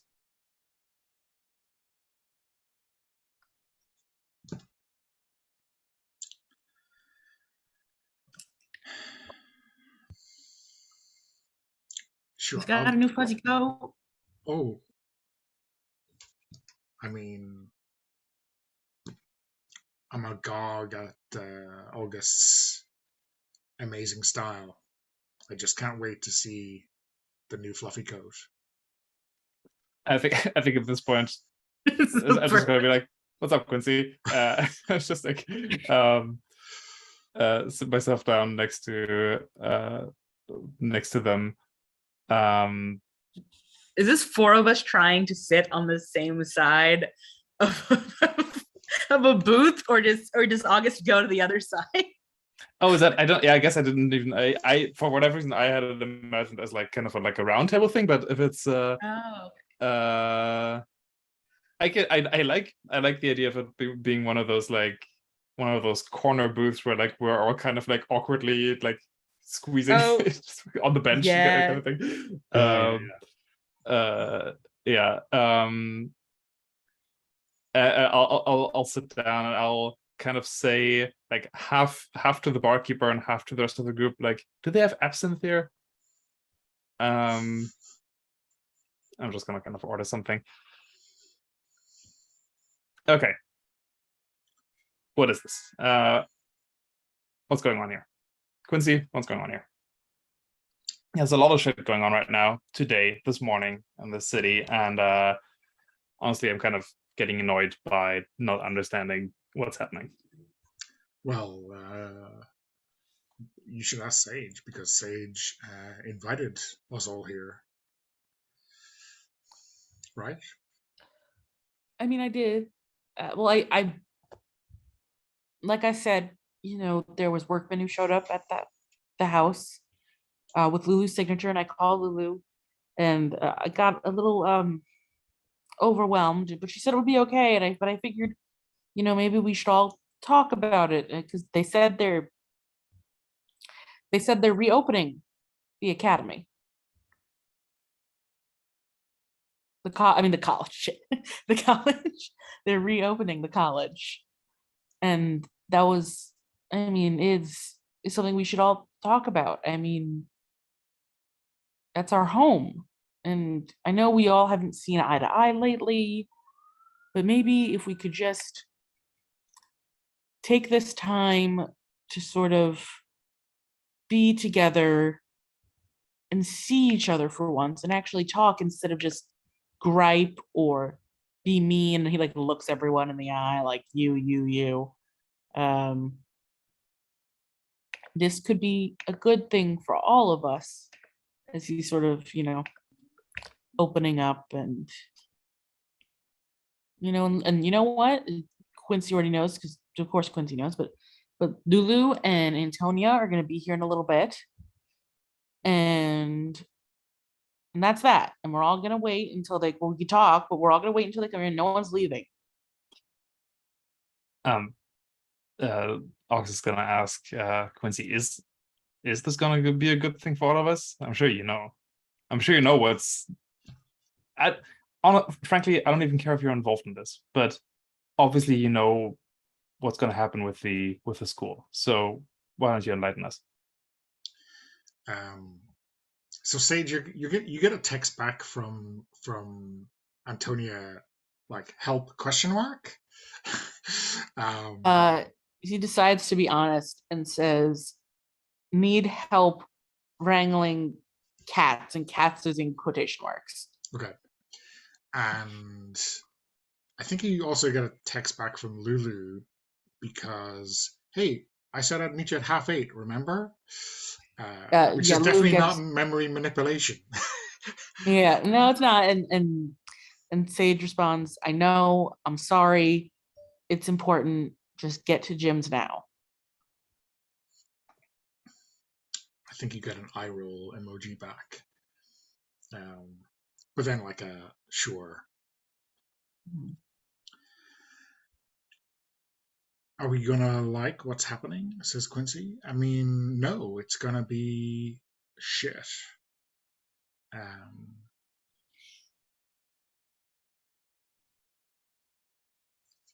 But hey, you're used to that at this stage, right? What if we could turn it into an opportunity? You know, Quincy, you said I could stay with you. You know, you said you have so much space, it would be anything. So, you know, if that, maybe Justine can come and August can come, and maybe we can all be together again. I don't think Justine nor August want my protection. Is that fair? I mean, I have a home.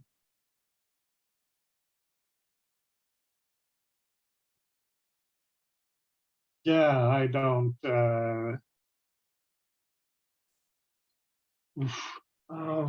Hmm.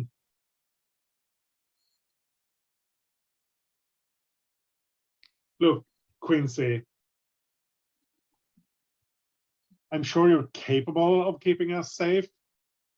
I just don't trust that you want to. I mean, if I were to offer you my protection, would you take it?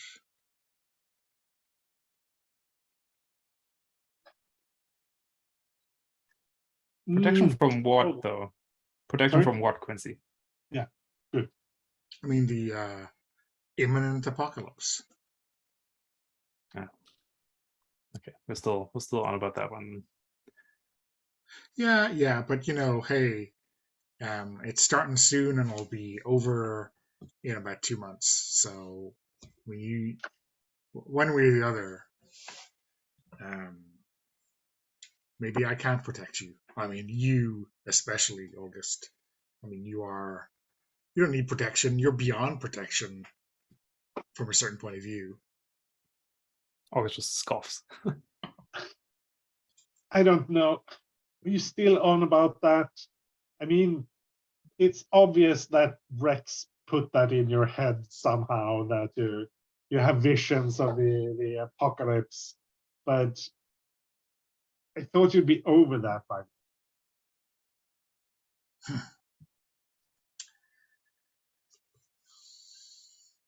See, Sage, they're not interested. They don't trust me. They don't even want to trust me.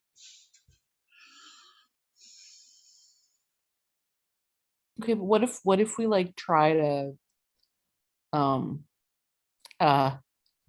he's like through his hands, like a game or something, or a trust exercise. We used to do those when we were trying to, you know, form team cohesion, instead of just you know, sniping at each other. What do you suggest?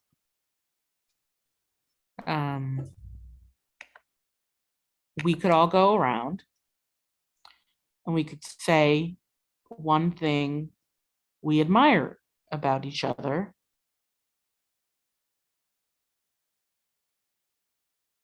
It's like the world's worst icebreakers. I think that's cool. Do we want to take our second break before we go to that? I mean, I think the blank looks of disbelief are where we go to our next commercial break. Let's say 5 minutes, 10 past. Mm-hmm. Yeah. Okay. Sure. Okay. So, I think we want to,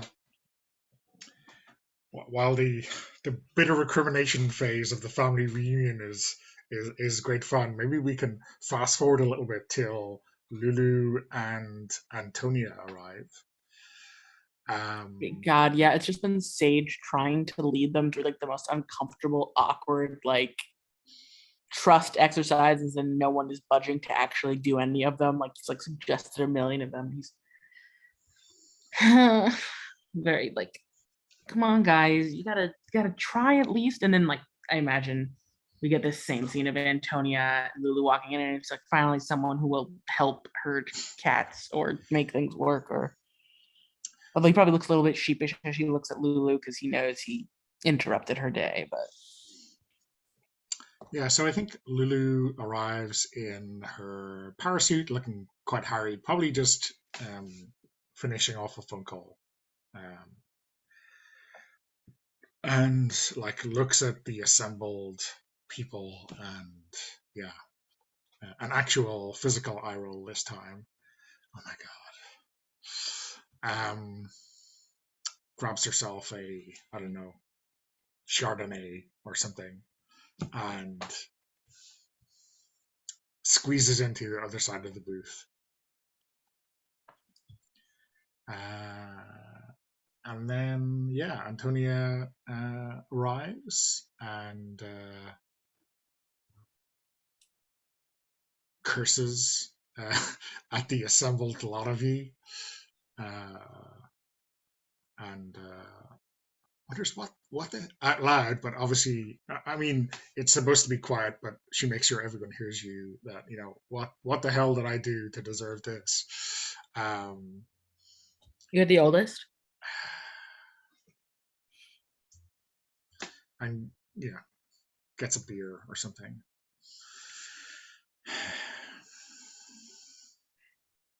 So I would like to say, this is Antonia, that you've all truly messed up, and as your leader, I take complete responsibility. So all this nonsense with separate drinks and like everyone getting their favorite thing, that's over now. We're moving to pitchers, and because we're in this for the long haul. Sage, you can opt out. We'll get you something that looks like beer but isn't beer because it's like 0.0 alcohol. That's all right. Or maybe I could have my first beer with everyone together. Wow, big steps. And yeah, I think you get a big tray with a giant jug and 6 glasses.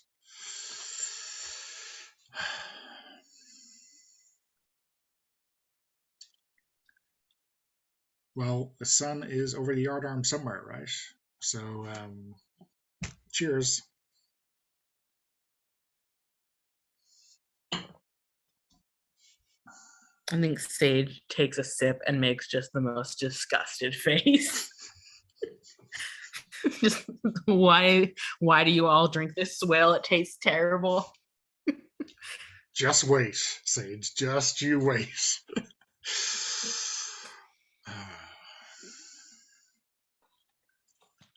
What are we talking about? The house, Lulu. Who's reopening the academy? The college. Do we have to go through all this again?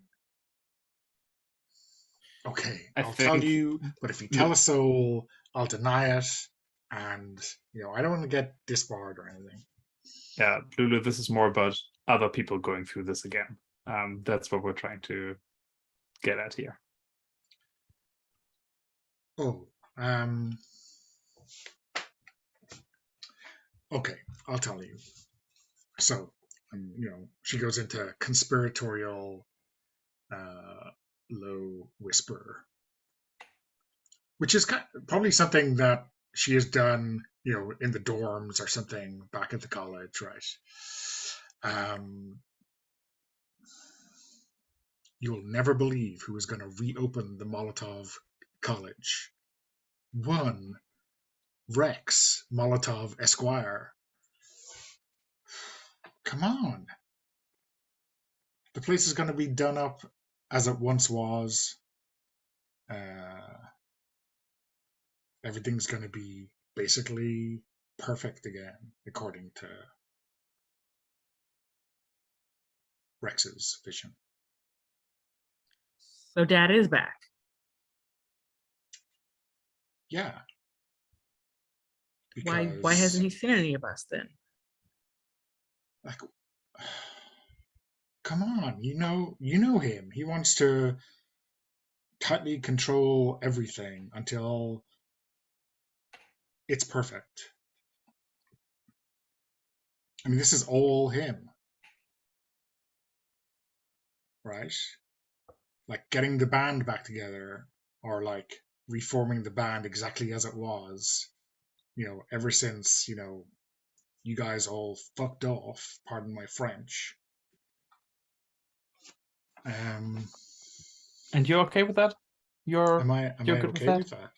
I mean, I've advised them not to do it because it's going to be disastrous, but that's not exactly legal advice. It's going to be fine. We're brilliant people.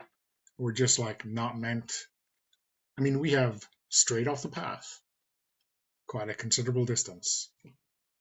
And, maybe if he can, capture lightning in a bottle at that exact moment before, whatever. He's going to do it right second time around. August is going to say, listen, maybe it was all okay for you. Maybe it was just kind of a shitty school and you got through it and you got a great job. Congrats. That's fine. Maybe, and so they're going to kind of go around the table now, like look into Quincy. Maybe you've just accepted that whatever horrible fate you've seen in our future is just going to happen, and we'll just kind of need to deal with that. Okay, sure, man, you do you. I think they're going to skip Antonia. I think they're going to look to Antonia and just like go over. Is this like you point at her and then you have like, second thoughts? Yeah, maybe I shouldn't. Yeah. But looking to Justine, maybe it's easiest for you to just chase after whatever you see as the next injustice, instead of righting the wrongs that were done to us. And maybe, I'm looking to Sage, maybe it's just easiest for you to live in whatever version of the past you've made up. But August is gonna roll up their sleeves. I still have these scars. I can't ever get rid of these. And there's more. You don't even know. There's so much more than just this, pointing at the scars. I don't ever want anyone else to go through that. But I know that if we leave it up to that guy, then that will happen again. And there'll be another generation of broken, fucked up people with powers that they really shouldn't have. And I don't want that. I don't see who says that isn't just gonna lead directly into the apocalypse, into Quincy's apocalypse.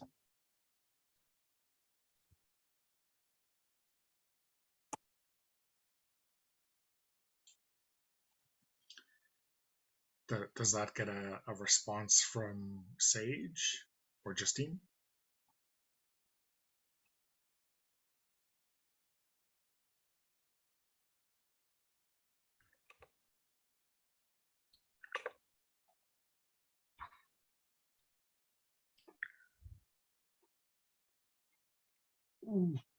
The only thing I'm sure about is that if Rex gets his hand on another bunch of kids like he did with us, they'll end up just as messed up as we are. Exactly what I'm saying.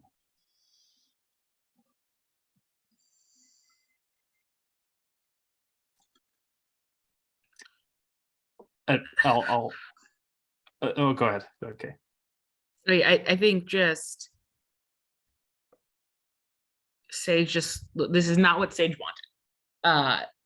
And Sage is sort of retreating into himself, making himself as sort of small as possible in the booth as he's like, retreating into like this sort of hollowness that he's been taught to instead of expressing how he feels.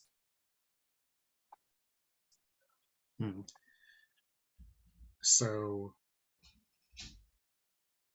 I think, maybe Lulu is a little bit, I don't know, similarly, I won't say cowed by August's remonstrations, but, feeling it a little bit.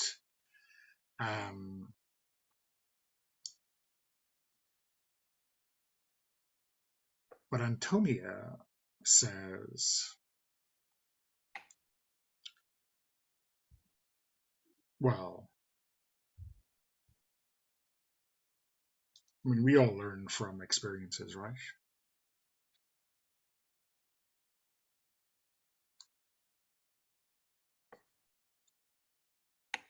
You're saying if you had if you were Rex, you would do everything exactly the same next time?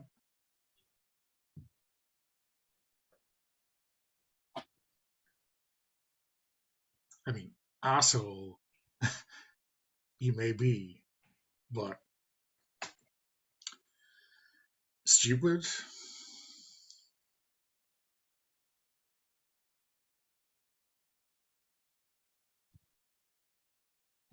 Just quickly double checking here what kind of desires we set out. Defend humanity against unknown threats. Secret ulterior motives. Interesting. Yeah. Okay. I was just double checking the headmaster.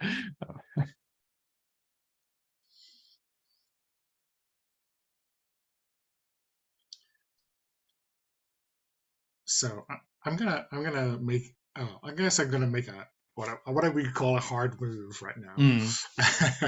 So I think maybe Sage, given that you're being quite quiet and kind of introspective, or at least kind of not really engaging, maybe you're the person who spots a seventh glass appear on the tray.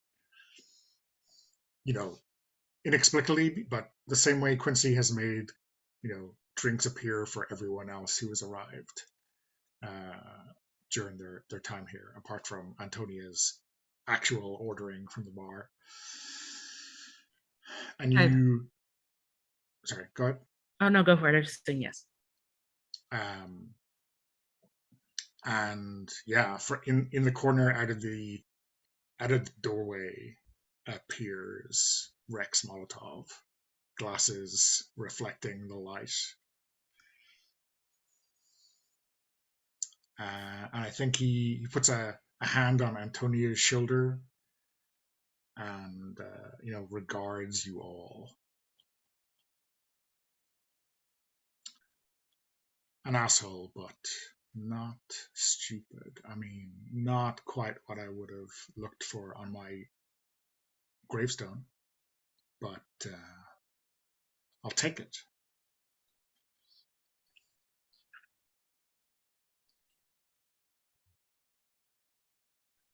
Oh god, yeah. Sage smiles. He can't help it, but like it's like he's trying to not smile and he's trying to keep that sort of non-feeling, but his lips keep quirking at the edges, and he's like, I knew you would come home. Is Sage inclined to glomp him? I think if he can scoot out, he would. I don't know about glomp, but I think he would hug him. I don't know how well that goes, but I think he would hug him. So, what did you describe the last time you tried to hug him, and what happened? What the reaction was? Ooh, how long? I think we get not one but two scenes. I think we see like a real quick scene that's right before Rex left, where Sage is just standing by like a pillar in the doorway, and like it's clear he wants to hug him goodbye, but he doesn't. And there's just like this sort of curt nod between the pair of them, but then it flashes back even further, I think, to a young Sage who is trying to understand why he can't, go out and be a hero with the others. Like, he's here too. And he goes to like hug Rex, and he cries and he cries. And I think Rex actually holds him for a minute, and he looks on this moment fondly. And it's like the last time he really hugged Rex, his dad. But like we get like a sudden twist in vantage point of view as we see like those leather gloves very tightly holding on to Sage at the time, Sagittarius. As like Sage Purview doesn't see this, but the entire room is awash with absolute just like the bursting of chaos magic from his emotions. And like it's very clear as you like look up and meet Rex does not want to be holding this child, but it's hold on to the child and keep, distance with it, or possibly get destroyed in the chaos magic within the room itself being unleashed by this child. And I think that's when he first started handing him the pills.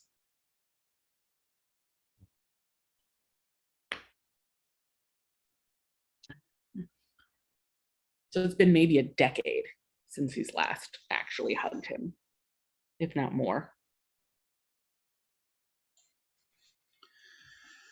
I kind of want to do something with this, but I'm trying to figure out how to specifically do it.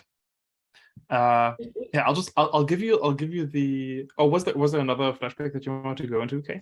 Oh no, I was just gonna say, just do it. Don't figure it out. Just do it. You can do it. Yeah, I believe in you. I'll give you the like the narrative framework that I'm thinking about, and then we can kind of figure out what that looks like in detail. I think maybe even as I really like what you did there with the flashback, because I think that what I'd like to do as a mirror to as an echo almost like from that like first hug that you gave him. Now that you're hugging again in the present time, so August is currently completely not disassociating, but like completely spiraling with like now that Rex has shown up, more internally than externally. But what I'd love to do, also because I have a couple tokens left open, I'd love to find a way, and maybe August just does this intuitively, but I'd love to find a way to use the Phantom Wind to somehow essentially release the limiters on Sage's power. I'd like to essentially, as Sage is hugging the headmaster, I'd like to turn Sage into a bomb, basically, into a chaos maelstrom. Somehow, that's just my idea. That we can, if anyone is against that, we can also go with something else. But I think like for August, that would be the like, okay, the guy is here, everything's going wrong, we just need to like kind of pull the trigger now, kind of thing. Do you want that to be like an immediate effect, or to like take some time to build up? Oh yeah, I mean we can have build up for that as well. Yeah, this could be something that's happening in the background. Sure, yeah. Okay. I mean, I think also like when even though you're keeping it internal, I think Antonia is enough on your wavelength to kind of see that you're kind of struggling, and maybe she like puts out a hand to hold yours. Mm. Hmm. To like support him or to try to stop him? I think it's. I mean, I don't think she necessarily knows what he's doing, so it's like I think it's more like a supporting mechanism, like just like keep it together. We're here, kind of signals. Okay, I like that. So okay, because that could lead the scene in a couple different directions. Because I think so. If I'm actually sitting next to Antonia, as she's putting her hand on my hand, I think I'll like August will open their eyes and just like kind of glance like sideways towards Antonia, not so that like no one else will see this, but Antonia will see that August's eyes have gone like completely white, as in like no pupils. And I think even though she isn't like attuned to the phantom wind, can see that there's like that August is currently like drawing in like massive amounts of energy. And then it's up to her how she wants to react to that. Okay. How about Justine? Actually, yeah. Well, how about? I mean, Justine is certainly the most vigilant of all of us. Maybe Justine sees this as well. Yeah. I think. I think Justine like looks between all of them, and I think she understands what August is doing, and she's torn between this is putting Sage in danger, and Sage is like the one person here she cares about, and it's going to it could get rid of Rex, which is also what she really really wants. So I think oh, yeah, I think she's going to let him do it. And if Lulu or Quincy tries to interfere, she's just going to jump them and hope that she can hold them off long enough for August to pull this off. This is all assuming that Kay is okay with this turn of events. Oh yeah, no, this is wild. This is great. 10 out of 10. Uh I think it's yeah, yeah, I imagine like there's been a lot of these barriers on Sage's power, and he's trying to keep it in check. Suddenly, as a lot of this is washing out, as he's like holding, and like his eyes blink and tears start shedding, and it's just like, what did you do? What did you what did you do? As he's like trying, and like I think like glasses start shattering, and just yeah, the not like things are breaking around, and there's definitely like I don't know who else is in this bar other than us, but someone's probably dead, as this chaos magic that's never been fully released has just had like the safety wheels torn off. So, yeah, I mean, Rex does not look perturbed at all. And he says, everyone's got to be themselves before everything can be better. And that means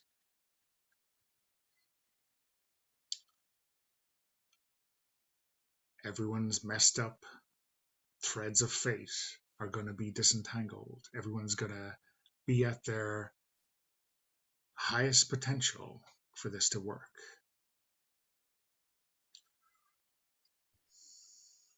And I know you're all scared, but before it happens, before we forget mostly what's happened, before the world ends in revelation,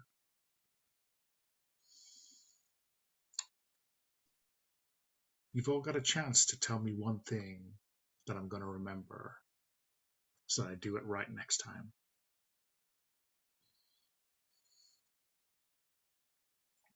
I like that, and I imagine we're like at this point in like almost like a.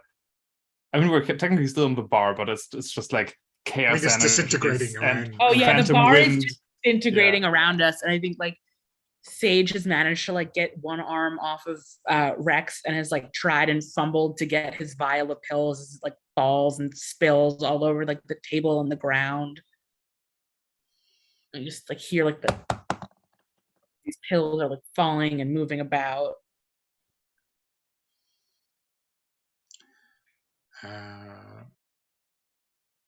Yeah, I mean, I think like Rex obviously purposefully stands on that vial of pills and needles down to help you up, and kind of with a shake of his head, obviously communicates to you that you are not going to need those anymore. Those are not a crutch for your mind anymore, or this chaos magic is yours.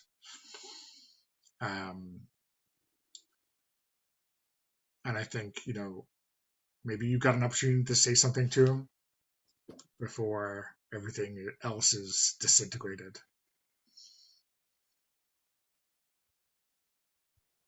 Or do you want to? I was just gonna ask if you want to go last. Okay. Yeah. Can I? Okay. Yeah. Sure. John, do you want to take your punt? Yeah. I think in this like maelstrom of energies, we'll see, August hair kind of flying everywhere, eyes completely white, and Rex just standing there like confidently unfazed. And once we switch back to August, I think it's young August, like it's child August. And child August is just gonna, because he said like, yeah, you can ask something of me, right? Like that was basically what Rex was saying. Yeah. Child August is gonna say, just let me go.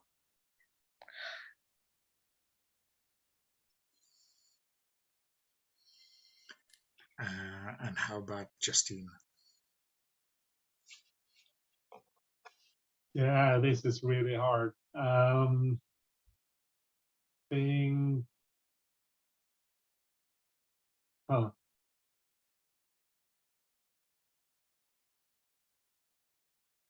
Yeah, I think this is. I really like going back to like the young characters. So this is young Justine looking at him like with that really fierce, hard look, and just saying, "Don't fuck this up." Give me one piece of advice so I do it right next time. Don't fuck it up. Let me go. That is such a Justine thing to say, right? Do any of our 3 NPCs have any advice? I mean, I'm not in their heads quite so much as to impart that device. I'm curious. Yeah, I think we just get this Sage, and as everyone else is getting him smaller and smaller, but he's still got like as he's been helped up, and there was still that hug, and so it's gone from like a hug at your chest to a hug at your hip to like now it's like this very young child at your like knee height, and looking up with like that wobbly lip and those tear rimmed eyes, and it just love us. And yeah. Mm-hmm. And I think kind of the last thing you remember is Quincy.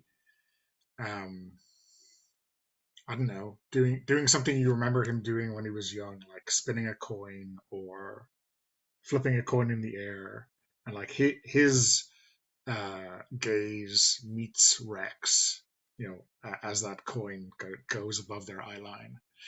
And by the time it falls, the whole world disintegrates around you. And then I think we just flip to your younger selves, 20 odd years ago, at the doorway into the Molotov College, the first time you entered, or the first time you stood there. Yeah, and let's do epilogues, where we see your entry or not into that world. The first time you lay eyes on Rex Molotov, much younger, but somehow not really that much younger, Rex Molotov. John, do you want to go first? Yeah. I'm trying to. I have a couple of different ideas of how this could go. I'm trying to decide on one. But basically, like in rough strokes, I'm trying to decide on should August just pass away as a kid, or should August opt to not do the death steal thing, which essentially means damning Sage to an early death. I'll do the other one. I mean, I guess one follows the other anyways. I think how about this? I think we for August we see the scene, at this point familiar scene of us coming back from a mission and Sage rushing down to greet us, and where previously it was Diana who was all the way at the front of the group when Sage suddenly tumbled down the stairs. For one reason or another, this time around, this time around, Rex actually, like, as we kind of went in, Rex just held Diana like at her shoulder a little bit, just like held her back a little bit, just like for a few steps, which means August is now the first to kind of enter the lobby, and then we see like the same thing play out of Sage tripping, falling down the stairs, releasing these energies, and at the end we don't have the body of Diana on the floor, but the body of August on the floor. Oof. I don't know why I keep killing off my characters in these one shots. it's kind of a thing. Anyways. Okay, well, that's the time to do it. Anders, how about Justine? Yeah.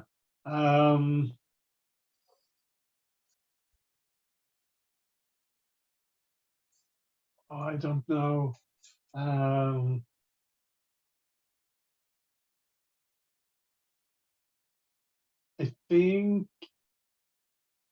think Justine spots Sage. And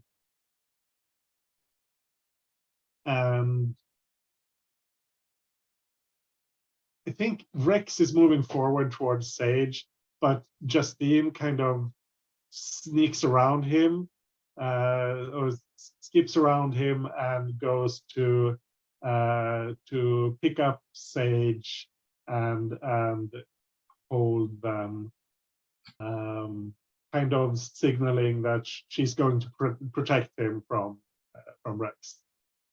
Make sure that he doesn't get his claws quite so deeply into him this time. Yeah. So I have an idea, but let me know, John, because it's got some slightly nullifying action. So let me know if you don't like it else. I'll do something else.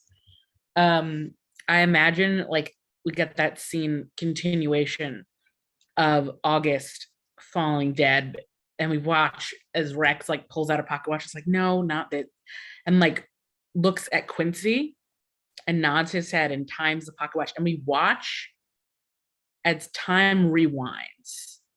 And Rex says, perhaps a different way. And then as we're entering into the hall, just Rex, like as they go in, sort of stops everyone from going in, but he makes eye contact with Quincy. And we watch as the toddler, starts to toddle on the edge of the step. But then Quincy does like that 5 thing where he teleports right into the time and space and place. He does like that sort of jump, and he catches Sage before he starts to fall.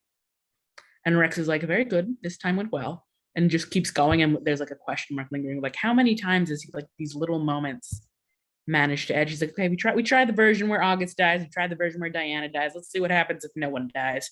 Kind of a vibe to it, like I don't know if anyone here has ever seen The Good Place, but like how like we get the start of the season, it's like Michael's done a billion tries. It's like that. But yeah, we get to this one, and he has a young Quincy catch it. And I think for a moment, John, maybe August's breath catches for a second, and like the Phantom Whisper was ready to like edge you out, but suddenly it wasn't right. The time change. I like that. And how about this change means that, like, how about this is the only timeline, the timeline where Sage gets caught is the only timeline where August never makes contact with the Phantom Wind, where suddenly like August is essentially power, like without power, right? Yeah, he's without power. It's like a different power or something. Like, Yeah. Yeah, I think that sounds cool. I mean, also maybe just to add a little touch, when you're held back, maybe it's like when you surge forward to make that intervention that doesn't happen, Rex kind of puts his arm around you and gives you like a hug, and then like maybe kisses you on the top of your head and like whispers to you like you're a good kid, August. Let's find you your place. Yeah. Oh God, it's so terrible, manipulative. I love it. I want to ask you a question, Donna, because this is something I'm curious about. My mind is wondering, because we've mentioned about time and space and knowing certain things. Do you think Quincy is aware of the amount of respins we've had? Or does he lose his memories and go backwards just like us? Does he keep any of them? Does he remember something or anything? Or I mean, I think maybe like in the sequel, maybe we open in Quincy's bedroom and maybe there's like a journal of like not notes, not anything like that, but just like ticks. He's like marking, and it's like the book is full of tallies. Oh God, it's like that Doctor Who episode where they just draw on themselves every time they. Oh God. Yeah. Yep. Oh, I was thinking that Rex has Lulu change Quincy's memories, so he finds that journal, but he doesn't understand what the tally marks mean. Yeah, because Quincy, because of the time and space, remembers, but he always has Lulu, or he tries to always get Lulu to erase it all, but over time, like, yes, okay, I really like that. And I wonder if that's or that kind of points us also towards the reason why later on in life Quincy doesn't seem as bothered by the apocalypse, because even though maybe he doesn't remember that we keep doing these resets, but maybe whenever we get closer to the apocalypse, it keeps getting fuzzier and fuzzier because he still has like time powers, right? Which I think includes some kind of prophetic like foresight. So it's always like the closer we get to the quote unquote apocalypse, the more it feels like that isn't even going to happen anyways. So just Quincy always keeps getting more complacent with like, whatever kind of thing. It's not for keeps, Okay, cool. So yeah, I think we'll wrap here. We'll stop recording, do a quick round of stars and wishes, and then move on. So let me